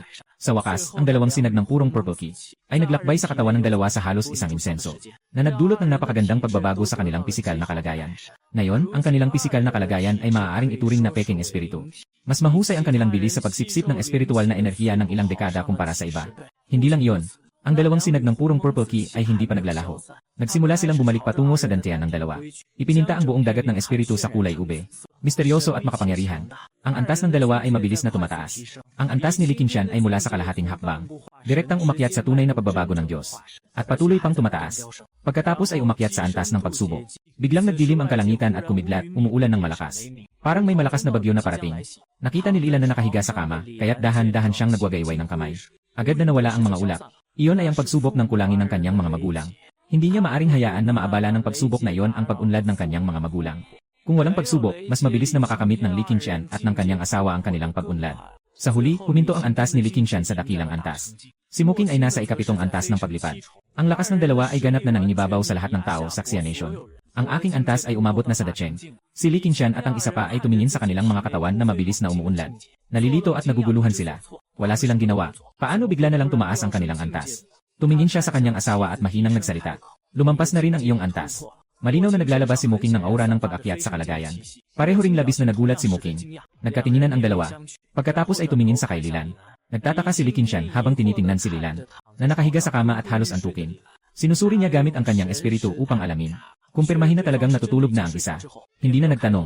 Talagang natutulog ang anak. Kaya maaaring wala itong kinalaman sa anak. Sabi ni Li Qingshan. Tanungin mo siya bukas. Tumango si Muking. Hindi na nag-isip pa ang dalawa at nagpatuloy sa pagninilay. Pagkatapos ng umaga. Sige na, anak. Dadaling kita para makilala ang ibang mga nakatatanda. Naghihintay na sila sayo. Tumingin si Li Qingshan kay Lilan at ngumiti. Tumango si Lilan. Nakatayo ng tuwid at lumabas ng pinto. Nakita si Lilan na lumalabas mula sa loob. Nakatulala ang mga katulong. Sino itong batang ito? Paano siya nakalabas mula sa tahanan ng pamilya? Bakit kayo nakatayo dyan? Hindi niyo ba tatawagin ang binata? Sumunod si Li Qingshan at tahimik na nagsalita. Sa narinig, lalo pang nalito ang mga katulong. Ito ang binata. Saan napunta ang sanggol na isinilang kahapon? Hindi naglakas loob ang mga alipin na magtanong pa. Agad silang yumuko at sabay-sabay na sumigaw, Ginoo. Tawagin niyo na lang akong puno mula ngayon. Sabi ni Lilan na may malamig na pagtango. Napaka-pamilyar ng pakiramdam na ito. Parang bumalik ako sa nakaraang buhay. Sumunod si Li Qingshan at Muking. Tinitigan ng may pagmamahal ang anak. Para sa kanila, kahit ano paman ang kalagayan ng anak, okay lang. Basta't ligtas siyang lumaki. Pagkatapos, tatlo silang nagtungo sa bahay ng Panginoon. Kasama ang mga alipin na sumusunod ng hindi umaalis. Dumaan sila sa lugar ng pagsasanay sa martial arts. Maraming mga disipulo ng pamilya ang maagang nagsasanay sa lugar na yon. Nang makita nila ang batang nasa edad 4 hanggang 5. Habang naglalakad sila sa harap ni Li Qingshan at Muking, nagulat sila. Sino ang batang iyon? Yung sanggol kahapon, nasaan? Bakit hindi inilabas ng madir niya? Medyo kamukha ng pangulo ng pamilya ang mga mata at mukha ng batang iyon. Hindi kaya siya yung sanggol kahapon. Mukhang nakain niya ang banal na gamot. Walang naniniwala na ang batang iyon ay si Lilan. Kahit ang mga supling ng mga sinaunang halimaw ay hindi magagawa ito. Natural na narinig ni Li Qingshan ang usapan ng mga tao. Huminto siya at tiningnan ang mga disipulo ng angkan. Ito ang magiging batang Panginoon nyo, si Lilan. Isang sanggol na ipinanganak kahapon. Maliit na nagsalita si Li Qingshan. Nang marinig ito, lahat ay nagulat na nakatitig kay Lilan. Hindi nila maiwasang iugnay na ang batang ito ay ang sanggol kahapon. Sinabi mo sa akin na ito ay isang bagong silang na sanggol. Sobrang labis naman yata yon. Mas gusto ng mga tao na si Li Qingshan ang nagkamali. Kaysa maniwalang si Lilan ay sanggol kahapon. Talagang sobrang hindi ka paniwala ito. Mas mabuti pang sabihin na si Lilan ay ang emperador na inilabas sa Hongmeng Golden List ay mas makatwiran kaysa dito. Isang tao ay hindi makapaniwala sa katahimikan. Nakita ito ni Li Qingshan. Alam niyang hindi pa makapaniwala ang mga tao. Kaya't dinala niya si Lilan at umalis. Sa anumang kaso, darating ang panahon na malalaman ng mga tao si Lilan. Ngayon, hayaan muna silang tanggapin ang impormasyong ito. Katatapos lang dumating ni Li Qingshan at ng iba sa pintuan ng tahanan. Naghahanda na si Lilan na pumasok. Ngunit napansin na ang ina at ang katulong ay nakatayo lamang sa kanilang lugar. Inay, bakit hindi ka pumasok? Tanong ni Lilan na may pagdududa habang tumitingin sa kanyang ina. Hinawakan ang kamay ng ina at hinila ito. Ang mga babae ng pamilya at ang mga katulong ay hindi pinapayagang pumasok. Ito ay isang patakaran na itinakda ng unang pinuno ng pamilya. Hindi tayo maaaring sumuway. Umiilig na umiti si Muking. Ang batas pamilya na ito ay nagtagal na ng libu-libong taon. Hindi pwedeng basta-basta baguhin ng sinuman ang mga ito. Walang sinuman ang maaaring sumuway. Tatay, yan din ba ang palagay mo? Tumitig si Lilan kay Li Qingshan at bahagyang nagsalita. Hindi niya inasahan na ganito katribal ang lugar na ito. Dito nag-uusap ang mga pinuno at matatandang tagapamahala. Napailing si Li Qingshan at nagsabi ng walang magawa. Pagkatapos ay ipinaliwanag. Noong unang panahon, sa pulong ng unang punong pamilya, ang asawa ng matandang elder ay sumagot ng walang takot. At talagang nagalit ang punong pamilya sa kanyang kaguluhan. Kaya't kinabukasan, inihayag ng punong pamilya ang bagay na ito. Na walang babae at mga katulong ang pinapayagang pumasok sa bulwagan ng punong pamilya. Napatuloy hanggang ngayon. Walang sinuman ang naglakas loob na baguhin ang desisyong ito. Nang marinig ito, si Lilan ay nawala ng salita. Bigla niyang naisip na ang unang punong pamilya ay hindi mapaghari, kundi isang napakatamang desisyon. Walang anuman, anak. Pumasok ka na. Saka na, sanay na ang ina. Ngumiti si Muking. Walang mali sa ganitong mga bagay para sa kanya. Walang pakialam kung makinig o hindi. Tara na, nanay. Tayo ang unang magbabago ng mga patakaran sa bahay. Ngumiti si Lilan. Isa siyang tao na may dalawang kayumangging mata. Hindi pwede ang ibang babae. Ngunit kailangan niyang pumasok ang kanyang ina. Kung may ayaw, di sakta na lang. Hinila ni Lilan ang kamay ng kanyang ina at pumasok sila sa loob. Ngumiti si Li Qingshan. Sumunod siya nang hindi pumipigil. Sa katunayan, matagal na siyang hindi nasisiyahan sa patakarang ito ng pamilya. Ngunit ayaw ng mga nakatatandang ito na baguhin ang patakarang ito. Nang marinig ng mga nakatatanda sa loob ang mga hakbang mula sa labas, tumingin sila sa pintuan. Nang makita nilang pumasok si Lilan na may kasamang Muking, bigla silang tumayo. Ang isa sa mga matatanda ay may galit na tono na nagsabi, "Ginoong may bahay, kayo ba ay nakalimot sa mga alituntunin ng pamilya? Ito ay kawalang galang sa ating mga ninuno. Magsitakas na kayo." Sa pagkakataong ito, ituturing na lang namin hindi ito nakita. Lahat ng matatanda ay hindi nasisiyahan sa pagpasok ni Moking sa tahanan ng pamilya. Ito ay hayagang kawalang-galang sa mga ninuno. Kung malaman ng iba, di na tayo magkakasundo. Putang ina mo. Anong tawag niyo sa mga matandang ito, mga aso? Pwedeng pumasok ang nanay ko kung gusto niya. Sa oras na yon, galit na galit si Lilan. Wala siyang pakialam sa relasyon niya sa tiyuhin. Basta magmumura na lang siya. Ang may lakas ng loob na murahin ang kanyang ina ay hindi pa namamatay. Pagkasabi nito, nagkaroon ng katahimikan sa buong lugar. Doon lang napansin ng mga nakatatanda si Lilan. Nakita ang estrangherong batang ito na pumasok sa tahanan ng pinuno. At nagmamalupit pa sa kanila. Agad na nagulat ang ilang mga nakatatanda. At sabay pa silang nagalit. Kanino bang anak ito? Talagang nagmamaliit ka ng ganito. Alam mo ba kung sino kami? Hindi mo respeto ang mga nakatatanda. At nagsasalita ka ng walang paggalang. Ako ang magtuturo sa iyo ng maayos. Isang middle-aged na lalaki na may maikling buhok. Isang matandang may balbas na may malamig na tinig nagsalita. May lakas kang loob. May biglang narinig na tinig. Parang bumaba ng higit 10 degree ang temperatura sa paligid. Nayanig ang katawan at isipan ng lahat. Ang dumating ay si Li Qingshan. Ang batang ito ay anak ko. Kuya, may reklamo ka ba? Tumingin si Li Qingshan sa nakatatandang elder at malamig na nagsalita. Ang elder na ito ay ang kanyang kuya. Siya rin ang dakilang matanda na si Li Qingfeng. Nang marinig ito, ang lahat ay umatras ng ilang hakbang. Na nagulat na nakatingin kay Lilan. Ito ba ang iyong anak? Yung sanggol kahapon? Hindi ito possible. Paano magkakaroon ng normal na sanggol? Na lumaki ng ganito sa isang gabi. Maliban kung siya ay isang demonyo. Saan nang galing ang demonyong ito? Naglalakas loob na magpanggap bilang pinuno ng Li pamilya. Agad na magpakita. Hindi naniniwala ang mga nakatatandang elder na ang batang ito ay ang sanggol kahapon. Maging ang pagdududa sa dalawa, sina Li Qingshan at Moking, ay hindi na ang dati nilang mga sarili, kundi mga demonyo na nagbabalak na sakupin ang Li pamilya. Sila ay naglabas ng mga armas at tinutukan si Li Qingshan. Wala ba kayong katinuan? Malakas na sigaw ni Li Qingshan. Biglang lumipad ang matutulis na sandata na naglalabas ng berdeng liwanag. Ang berdeng enerhiya ng espada ay bumalot sa katawan nito. Ito ang kinakatawan ng enerhiya ng espadang Blue Lotus. Maliban sa teknik na ito, hindi magagawa ng ibang espada. Hindi ka ba isang demonyo? Ikaw talaga si Li Qingshan. Nagulat ang matandang mataas ang posisyon. Kaya ito talaga si Lilan. Paano mangyayari yon? Pero sa isang iglap, yung batang may 3 magic na kasangkapang pang-espada at isang divine beast. Paano magiging ordinary lang siya? Lahat ay nagkakatugma na ngayon. Kung hindi kayo aking mga kapatid. Sa simpleng salitang iyon na nagmamalupit sa aking anak. Tiyak na pinatay ko na kayo. Sumigaw si Li Qingshan. Ang presensya sa kanyang katawan ay biglang sumabog. Ang makapangyarihang espiritual na lakas ay agad na nagpatalsik sa lahat ng mga matatanda. Ilang matatanda ang napaatras. Na nahirapang mapanatili ang kanilang balanse. Nakangilabot na tinitingnan nila si Li Qingshan. Paano ka nakarating sa dakilang sukdulan? Hindi ba't kahapon ay semi-immortal ka lang? Dapat mong malaman na mula nang itatag ang Xia State. Hindi pa nakarating sa dakilang sukdulan. Kung ang kalaban ay isang henyo. At may mataas na uri ng kasanayan sa martial arts at taktika. Mas madali pa niyang mapapatay ka at ako. Si Mokingdan ay ngumiti. Naglalabas ng sarili niyang aura. Malapit na sa ganap na pag-akyat sa huling yugto. Muling nagulat ang lahat. Paano ka nakarating sa huling yugto ng pag-akyat? Ano ang ginawa ninyong dalawa kagabi? Nagulat na nagsalita ang ikalawang matanda, si Li Qingmo. Hindi ko alam kung may karapatan na ba akong baguhin ang mga alituntunin ng pamilya. Malinaw na nagsalita si Li Qingshan. Ipinagkibit ang kanyang presensya. Sa narinig, ang mga nakatatandang tao ay nanahimik. Ngayon, si Li Qingshan ang pinakamalakas sa pamilya Li. At siya rin ang pinakamalakas sa bansa ng Xia. Kung ikukumpara sa kanilang ninuno, tila mas may hinaharap siya. Nais niyang baguhin ang mga patakaran ng pamilya. Siyempre, maaari yon. Wala akong opinyon.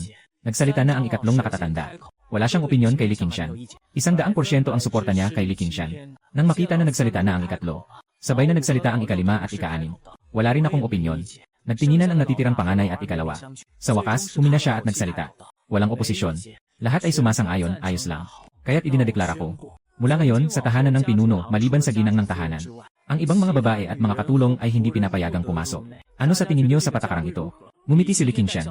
Nang marinig ang sinabi, tumango ang lahat at walang nagreklamo. Ngumiti si Moking. Hinaplos niya ang ulo ni Lilan at masaya siya. Ayos na ayos yan. Sabi ni Lilan. Tahimik na nag-thumbs up siya sa kanyang ama. Ang galing ng pagpapanggap na ito. Ngumiti si Li Qingshan nang makita yon. At nagseryoso siya at malamig na nagsalita. Ipinahayag ko na si Lilan ang magiging batang Panginoon. Ang susunod na pinuno ng pamilya. Mayroon bang sinuman na may opinyon? Pagkatapos ng mga salitang ito, lahat ng mga nakatatandang tao ay tumingin. Na may gulat na tingin kay Li Qingshan. Lalo na ang pinakamatandang elder at ang pangalawang elder. Gusto nilang dalawa na tumutol. Ngunit dahil kay Li Qingshan na nasa mataas na antas, hindi sila naglakas loob na magsalita. Hindi matanggap ng matandang elder. Ang hirap na nakamit na pagkakataon sa laban ng mga kabataan. Ngayon ay nagkaroon ng pagbabago. Paano kaya si Li Qingshan ay biglang umangat ng ganito kalaki ang lakas? Baka nag-aral siya ng masamang sining. Kung si Li Qingshan ay talagang nag-aral ng masamang sining, posible siyang magkasala sa kanyang sarili. Kapag siya ay nagkasala, hindi na siya kikilala sa kanyang pamilya. Ang mga mata ng matandang nakatatanda ay mabilis na nagbago. Hindi ito dapat pag-usapan dito. Kailangan nating maghanap ng oras para pag-usapan ito sa iba. Sa kabila ng biglaang pangyayari kay Li Qingshan, napakaduda ng ganitong pagtaas ng antas. Nakita ni Lilan ang mga ekspresyon ng lahat. Tumayo siya at nagsalita. Mukhang hindi masyadong kontento ang lahat. Ngunit hindi naman ako taong nang-aapi. Sige, gawin natin ang sinasabi nyo, ang malaking laban ng mga tagapagmana. Nang marinig ito, tumingin ang lahat kay Lilan at nakaramdam ng ginhawa. Ngunit mabilis din silang nag-alala muli. Ang batang ito ay may mga mahika at mga espiritu. Ang kanilang anak ay talagang hindi mananalo kay Lilan. Maari. Ngunit hindi pinapayagan ang sinuman na gumamit ng mahika at mga espiritu. Agad na sinabi ng ikalawang matanda. Nang marinig ito, ang ibang matatanda ay tumingin sa kanya ng may kakaibang mga mata. Anong klaseng katarungan ito? Ngayon, bukod kay Lilan, siya lamang ang may mahika at mga espiritu. Wala silang mga anak. Walang duda na ang sinabing ito ng ikalawang matanda ay nakatutok kay Lilan. Hindi ito patas na sinabi mo. Ang mga mahika at mga banal na hayop ay bahagi ng lakas, hindi ba? Ang malaking kompetisyon ng mga kabataan ay tungkol sa lakas, hindi ba? Umiti ng bahagya si Li Qingshan. Medyo nagalit ang ikalawang matanda. Alam niyang mali ang kanyang sinabi. Siya ay tiyak na nakatuon kay Lilan. Ngunit ang mapahiya sa harap ng iba ay medyo nakakahiya at hindi naman masama. Sang-ayon ako sa kondisyong ito. Ngumiti si Lilan at sinabi, walang pagkakaiba kung may mga magic weapon o mga Diyos na hayop. Nang marinig ito, nagalak ang mga nakatatanda. Kung talagang ikukumpara, si Lilan ay bagong panganak pa lamang. Pero parang lumaki lang ang katawan ng labis. Ngunit tila ordinaryong tao pa rin. Dahil hindi nila matukoy ang antas ni Lilan. May kanya-kanyang balak ang ilan sa kanilang isipan. Nais na nilang mag-isip kung paano mapabilis ang pagsasanay ng mga bata. Ngunit ang susunod na sinabi ni Lilan ay nagpasaya sa mga nakatatanda. Ngunit ayaw kong mag-aksaya ng oras. Nais kong simulan ang malaking kompetisyon ng mga nakababatang Panginoon ngayon din. Agad na tapusin ang laban. Totoo ba ito? Agad na nagtanong ang ikalawang matanda. Sa loob-loob ay labis ang saya. Hindi ba't parang tanga itong si Lilan? Nais na simulan ang labanan ng mga tagapagmana ngayon din. Hindi pa nga siya nakapasok sa pagsasanay. Wala siyang kaalaman sa lakas ng pagsasanay. Masyado pa ring mayabang. Ito ay tiyak na isang napakagandang pagkakataon. Samantalahin ang kayabangan ng batang ito at hayaan ang bata na talunin siya. Diretso na maging susunod na pinuno ng pamilya. May ganitong iniisip ang iba pang mga nakatatanda. Tahimik na nagsalita si Lilan. Hindi ako nandaraya. Ganito na ang desisyon. Tatay, anong tingin mo? Si Li Qingshan ay umusod ng balikat at sinabi na walang pakialam. Pwede na. Kung anong sabihin ng anak ko, yun na yun. Hindi malinaw ang mga taong ito. Hindi pa ba malinaw sa kanya? Ang anak ko ay nasa yuaning na antas. Huwag nang pag-usapan ang mga batang kaedad niya. Kahit ang mga mas matanda sa kanya ng ilang dekada. Malamang hindi rin nila siya kaya. Sige, desidido na tayo. Pupunta na ako ngayon para bakantihin ang arena ng pagsasanay. Magsisimula na ngayon ang malaking paligsahan ng batang Panginoon. Masayang sinabi ng pangalawang matanda. Agad siyang umalis sa bulwagan ng pinuno ng pamilya. Sumunod din ang ibang matatandang tagapayo. Anak, magpakatino ka. Sila ang mga kuya at ate mo. Tumingin si Li Qingshan kay Lilan at ngumiti. Huwag kang mag-alala, itay. Hindi ko sila papayagang makabangon. Hindi ko sila papatayin. Sabi ni Lilan na may ngiti. Pagkatapos ay naglakad siya palabas. Ang lugar ng pagsasanay ay mabilis na na-clear. Hindi nagtagal, ang mga nakatatandang tao ay dinala ang kanilang mga anak. Nasa unahan ang pinakamatandang nakatatanda at ang kanyang anak na si Li Feng. Si Li Feng ang pinakamataas sa mga batang ito. Sa edad na 6, siya ay may taas na humigit kumulang 1 metro at 6 na po. Ngunit mukhang hindi siya masyadong palakaibigan. May seryosong mukha siyang lumalapit. Sumusunod sa likod niya ang pangalawang nakatatanda. Ang kanyang anak na babae na si Li Mei ay cute at matamis. At ang anak na lalaki ng ikatlong nakatatandang tao na si Li Dong. Mukhang maayos at magalang. Hindi katulad ng mga nag-aaral ng sining. Ang anak na babae ng ikalimang nakatatandang tao na si Lian. Pareho ring walang ngiti at may seryosong mukha. Lumapit na may malamig na ekspresyon. Ang anak na lalaki ng ika-6 na nakatatandang tao na si Li Chon. Dapat siya ang pinakamalaking bata dito. Kahit na hindi siya matangkad. Pero napakalakas ng kanyang katawan. Nang makita ng mga anak ng mga nakatatandang tao si Lilan, lahat sila ay nagulat na tumingin sa kanya. Ano ba ito? Sobrang kakaiba. Sa isang gabi, ganito na siya kalaki. Ikaw ba ang kapatid ni Lilan? Si Li Mei ay masiglang lumapit kay Lilan. Tumingin sa kaliwa at kanan na puno ng kuryosidad. Habang nag-iisip si Li Mei, gusto niyang humawak. Upang hawakan ang mukha ni Lilan at pag-aralan ito ng mabuti. Tingnan kung ito ay totoo. Tumingin lang. Huwag gumalaw ng kamay. Si Lilan ay nagkunot ng noo at nagsalita. Ang pinakaayaw niya ay yung may gumagalaw-galaw sa kanya. Pwede siyang gumalaw sa iba. Pero hindi pwedeng ganun din sa kanya. Ang cute ng galit mo. Sa pananaw ni Li Mei, yung pagtango ni Lilan na galit, parang isang galit na maliit na pusa. Walang banta kahit kailan. Ayaw pansinin ni Lilan ang batang ito.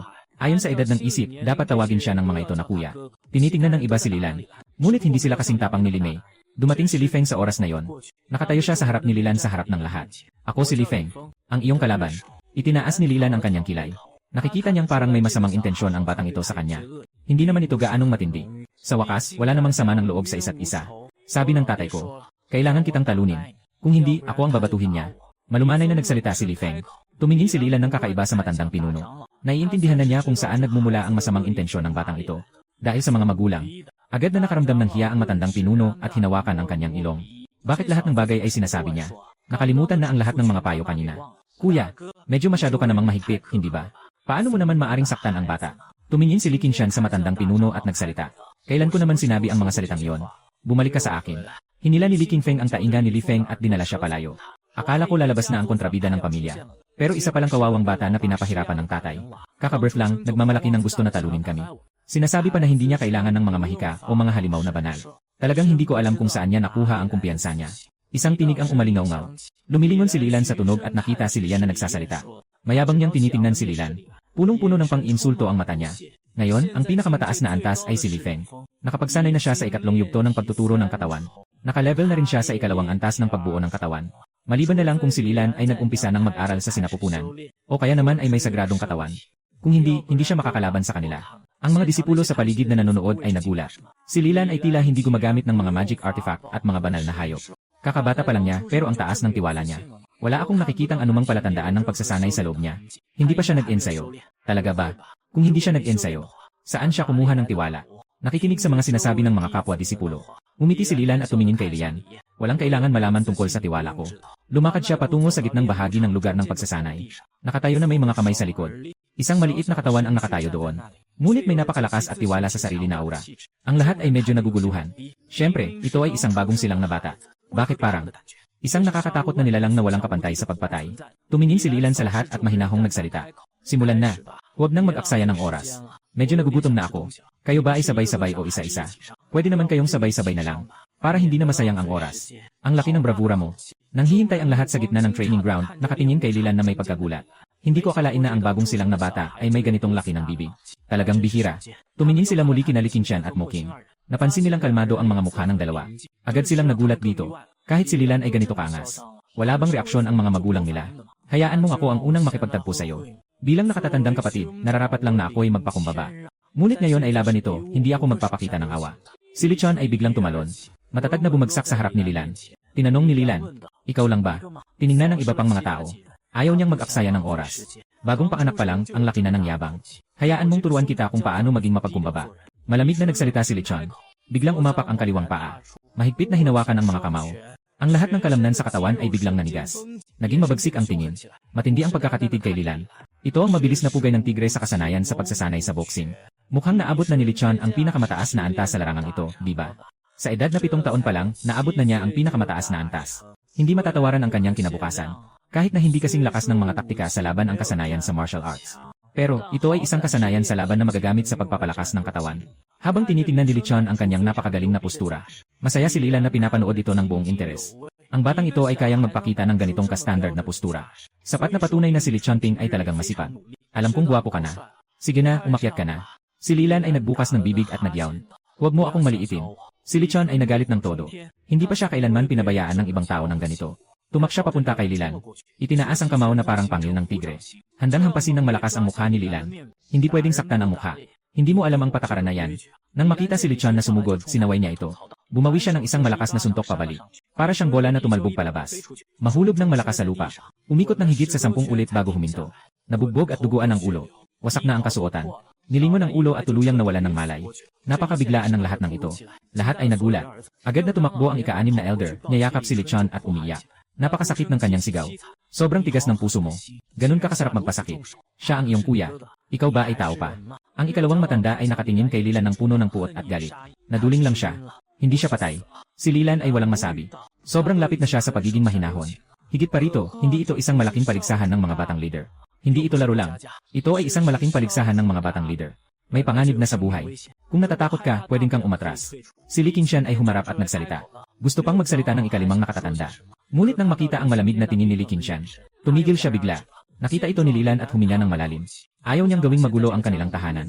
Mas gusto niyang magkasundo ang lahat. Ito na lang ang ibigay ko sa inyo. Ang bagay na ito ay tapos na. Biglang binato ni Lilan ang isang walang silbing bote ng pulbos na gamot. Isang maliit na jade na boteng mukhang ordinaryo. Inilagay lang niya ito sa harap ng ika-6 na matanda. Nang makita ang sobrang pangkaraniwang jade na boteng ito, akala pa ng ika-6 na matanda na binabastos siya ni Lilan. Lalong nagalit siya. Sige na, Lilan. Hindi ka lang saktan ng anak ko. Ininsulto mo pa rin ako. Akala mo talaga na susuklian ko ang isang basurang ganito. Hindi pa tapos ang usapan natin. Sigaw ni Elder Six. Hinawakan si Lichon at handang umalis. Sino ang nang-insulto sa'yo? May 5 peel of foundation establishment sa loob niyan. Sabi ni Lilan nang may malamig na tono. Nang sabihin ito, tahimik ang buong lugar. Biglang huminto ang hakbang ng ika-6 na matanda. 5 pirasong peel lang pang base. Totoo ba to? Kumain ang huli sa paghubog ng katawan, 100% makaka-breakthrough sa pagbuo ng base. Hindi pa kailangang umabot sa perpekto. Walang hadlang. Isa yang pangalawang klase ng pill. Sa buong siya, may isa lamang na ikalawang antas na alchemist. At ang taong iyon ay makakagawa lamang ng 3 hanggang 5 foundational pills bawat buwan. At napakamahal ng presyo nito. Isang piraso ay nagkakahalaga ng libu-libong espiritual na bato. Ang buwan ng sahod ko ay limpit na espiritual na bato lamang. Impossible. Si Lilan ay ipinanganak lamang kahapon. Paano siya magkakaroon ng foundational pill? Baka ito ay ibinigay ni Li Qingshan sa kanya. Wala tayong danang pagbuo ng batayan sa pamilya Li. Maliban kung ang pinuno ng pamilya ang gumamit. Ngunit 5 pirasong danang pagbuo ng batayan ay masyadong labis. Baka ito ay ibinigay ng pinuno ng bansa. Ang mga disipulo ay nagulat sa nakita nilang bote ng dan. Ito ay danang pagbuo ng batayan na gustong makuha ng lahat. Ganon din ang ibang mga nakatatandang tao. Nang marinig ang tungkol sa mga danang pagbuo ng batayan, lahat ay tumingin sa boteng iyon ng gamot. Ang kanilang mga mata ay puno ng kasakiman. Lahat ay gustong makuha ito. Pati si Li Qingshan at Mo Qing ay labis na nagulat. Saan kaya nakuha ng kanyang anak ang 5 danang pagbuo ng batayan? Makatiyak si Li Qingshan na hindi niya kayang ilabas ang ganitong karaming danang pagbuo ng batayan. Wala nga siyang kahit isang piraso. Paano posible na ibigay ito sa anak? Kung mayroon man, hindi niya ito ibibigay lahat sa anak. Sapagkat isang piraso lang ng gamot na ito ang sapat. Mukhang ang anak ko ay may maraming lihim na hindi niya alam. Si Lilan ay nakikinig sa mga sinasabi ng mga disipulo sa paligid. At siya ay medyo nagulat. Napakamahal pala ng pundasyon na gamot na ito. Bawat isa ay binebenta ng higit sa 1,000 espiritual na bato. Bagamat hindi ko alam kung ano ang espiritual na bato. Alam ko namang pera ito. Isang napakahalagang bagay. Tiningnan niya ang kanyang sistema ng espasyo. Doon ay may ilang dosenang bote ng elixir. Araw-araw, ang karaniwang gantimpala sa pag-sign in ay mga elixir na ito. Wala rin akong gamit dito. Itong mga ito ay para lang sa imbakan ng alikabok. Nang marinig ni Elder Six na nasa loob ay isang pill ng foundation establishment, biglang nagbago ang kanyang kulay. Diretsong iniwan si Lichan na nakalutang sa pagkakatulog. Tumakbo at kinuha ang jade bottle. Pagbukas nito, agad na naglalakihang amoy ng pill ang kumalat sa paligid. Naramdaman ng lahat ang amoy ng pill. Nang parang nag-enjoy, pumikit at maingat na nilalasap ito. Talagang ito ay isang banal na pundasyon pill. At isa pa itong napakahusay na banal na pundasyon pill. Ang ika-6 na matanda ay nagulat at sigaw. Hindi niya pwedeng maliin ang amoy ng pill na ito. Ito ay 5 piraso pa. Kung may bebenta ito sa isang pamilihan, sa pamamagitan ng isang auction, makakabenta siya ng ilang libong espiritu na bato at yumaman ng husto. Lahat ay labis na nagulat nang marinig na ito ay isang napakahusay na banal na pundasyon pill. Mas lalo pang naging mainit ang tingin niya. Ito ay isang napakahusay na UG pill. Isang piraso lang ay pwedeng magpayaman sa kanila. Lumingon si Li Qingshan at Mo Qing nang may pagkagulat kay Lilan. Ang UG pill ay sobrang kamangha-manghana. At ito pa ay isang napakahusay na UG pill. Saan nang galing ang anak ko? Pero ito ay isang lihim ng anak ko. Hindi na nila kailangang magtanong pa. Kung gusto niyang sabihin, sasabihin niya mismo. Mas lalo pang pumunta ang pinakamatandang kapatid para alamin. Pakita mo sa akin, Lolo Anim. Hindi ko ibibigay. Nang makita ng Lolo Anim na dumating ang nakatatandang kapatid, agad niyang itinago ito sa kanyang manggas. Nang makita ang ganitong pagtanggi ni Lolo Anim, galit na galit ang matandang nakatatanda at kinakagat ang kanyang mga ngipin. Umungol siya ng malamig at umalis. Lilan, seryoso ka ba? Itong mga foundation establishment pills ay ibinibigay mo sa akin. Tumingin ang ika-6 na nakatatanda kay Lilan na wala na ang galit kanina. Sa halip, may pagkapatamis ang kanyang ngiti. Tumango si Lilan. Sa totoo lang, marami pa namang mga gamot na ito. Tiyak na siya ang muling Panginoon. Kahanga-hanga. Noong una, akala ko nagsasalita lang ako ng walang kwenta. Palagi akong nasa panig ng muling Panginoon. Ang ikalawang matanda ay ngumiti at nagbukas ng palad. Lumapit at pinisil ang mukha ng anak niyang si Lichan. Pinagising si Lichan. Ama, kailangan mong maghiganti para sa akin. Si Lichan ay agad na niyakap ang hita ng kanyang ama at umiyak. Anong kalokohan ang sinasabi mo? Ako, bilang ama, ay tapat kay Lilan, ang batang Panginoon. Paano ko siya masasaktan? Mabilis, tumayo ka at magdasal sa batang Panginoon. Humingi ng tawad sa iyong mga pagkakamali. Ang hitsura ng ika-5 matanda ay malamig. Sa isang iglap, lahat ng tao sa paligid ay naguluhan. Ang bilis ng pagbabago ng mukha na ito. Sabi pa niya kanina na hindi pa tapos ang usapan na ito. Ngayon ay buong puso na siyang tapat. Hindi na niya pagtataksilan ang mungkahi. Sandali lang. Hindi pa tapos ang malaking paligsahan para sa mungkahi. Kailan pa naging mungkahi si Lilan? Nang makita ng lahat si Lulong na ikatlong matanda na ganito, walang hiya rin siyang tumango. Sobrang mapagkunwari ang mga taong ito. Talagang hindi sila karapat-dapat na maging mga nakatatanda. Maliban na lang kung bibigyan din sila ng isang base foundation pill. Tatay, gusto mo bang mag-sorry ako kay Lilan? At kailan siya naging batang Panginoon? Nagtataka si Lichan habang nakatingin sa kanyang ama. Nagsimula siyang magduda kung siya ba ay nakarinig ng tama. O baka naman ay nashock siya sa suntok ni Lilan. Ngayon ay hindi pa siya nagigising. Huwag munang isipin ang mga yon. Agad na mag-sorry. Sabi ng ika-5 matanda ng malamig. Hindi na kailangan, Tiyong. Nagsalita si Lilan sa oras na ito. Hindi niya akalain na ang kanyang tiyong ay ganito kaunawain sa pakikitungo sa mga tao. Kakatanggap lang niya ng isang boteng pinakamataas na pill para sa pagbuo ng pundasyon. Naging alipin na siya agad. At kailangan pang humingi ng tawad ang anak niya. Sobrang nakababahala ito. Hindi pwede. Kung magyabang siya sa harap ng pinuno, kasalanan niya yon. Kailangan niyang humingi ng tawad. Tumingin si Lulong Lao kay Lichan at malamig na nagsalita. Nakita ang ama talagang. Si Lichan ay napilitang tumayo ng labag sa kanyang kalooban. Lumapit siya kay Lilan at yumuko, sumigaw ng malakas. Pasensya na. Ako ang hindi nagturo ng maayos sa batang Panginoon. Babalik ako ngayon para parusahan siya. Sabi ng ikalimang matanda na may paghingi ng tawad. Pagkatapos ay umalis na siya. Nang makita ang eksenang ito, lahat ay nagulat. Ano ba talaga ito? Sobrang dramatiko naman ito. Kayo ba ay maglalaban? O magpapadala rin kayo ng isang bote ng pil? Tumingin si Lilan sa mga natitirang matandang pari at sa kanilang mga anak. Sa mga mata ng mga matandang pari, nakita niya ang pagnanasa. Kayo ba ay maglalaban? Baka may padala rin namin sa inyo ang isang bote ng elixir. Tumingin si Lilan sa mga natitirang matanda at sa kanilang mga anak. Sa mga mata ng mga matanda ay nakita niya ang paghahangad. Nang marinig iyon, biglang naging mainit ang mga mata ng mga matanda.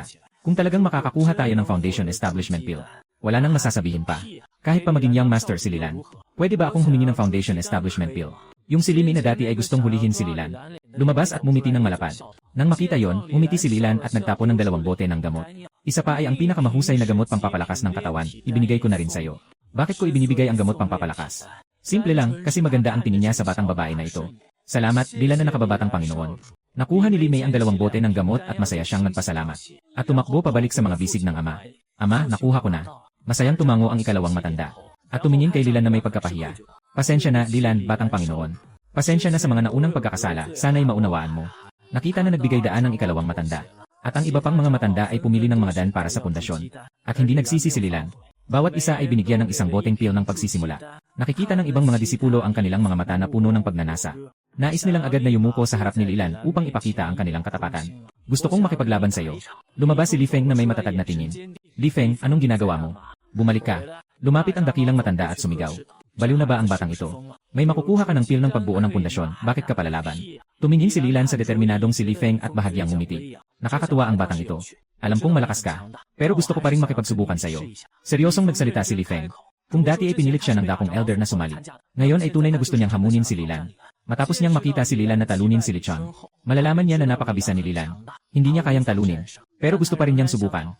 Pwede. Ngumiti si Lilan ng banayad. Nakatayo na may mga kamay sa likod, puno ng otoridad. Mayroong estilo ng isang general.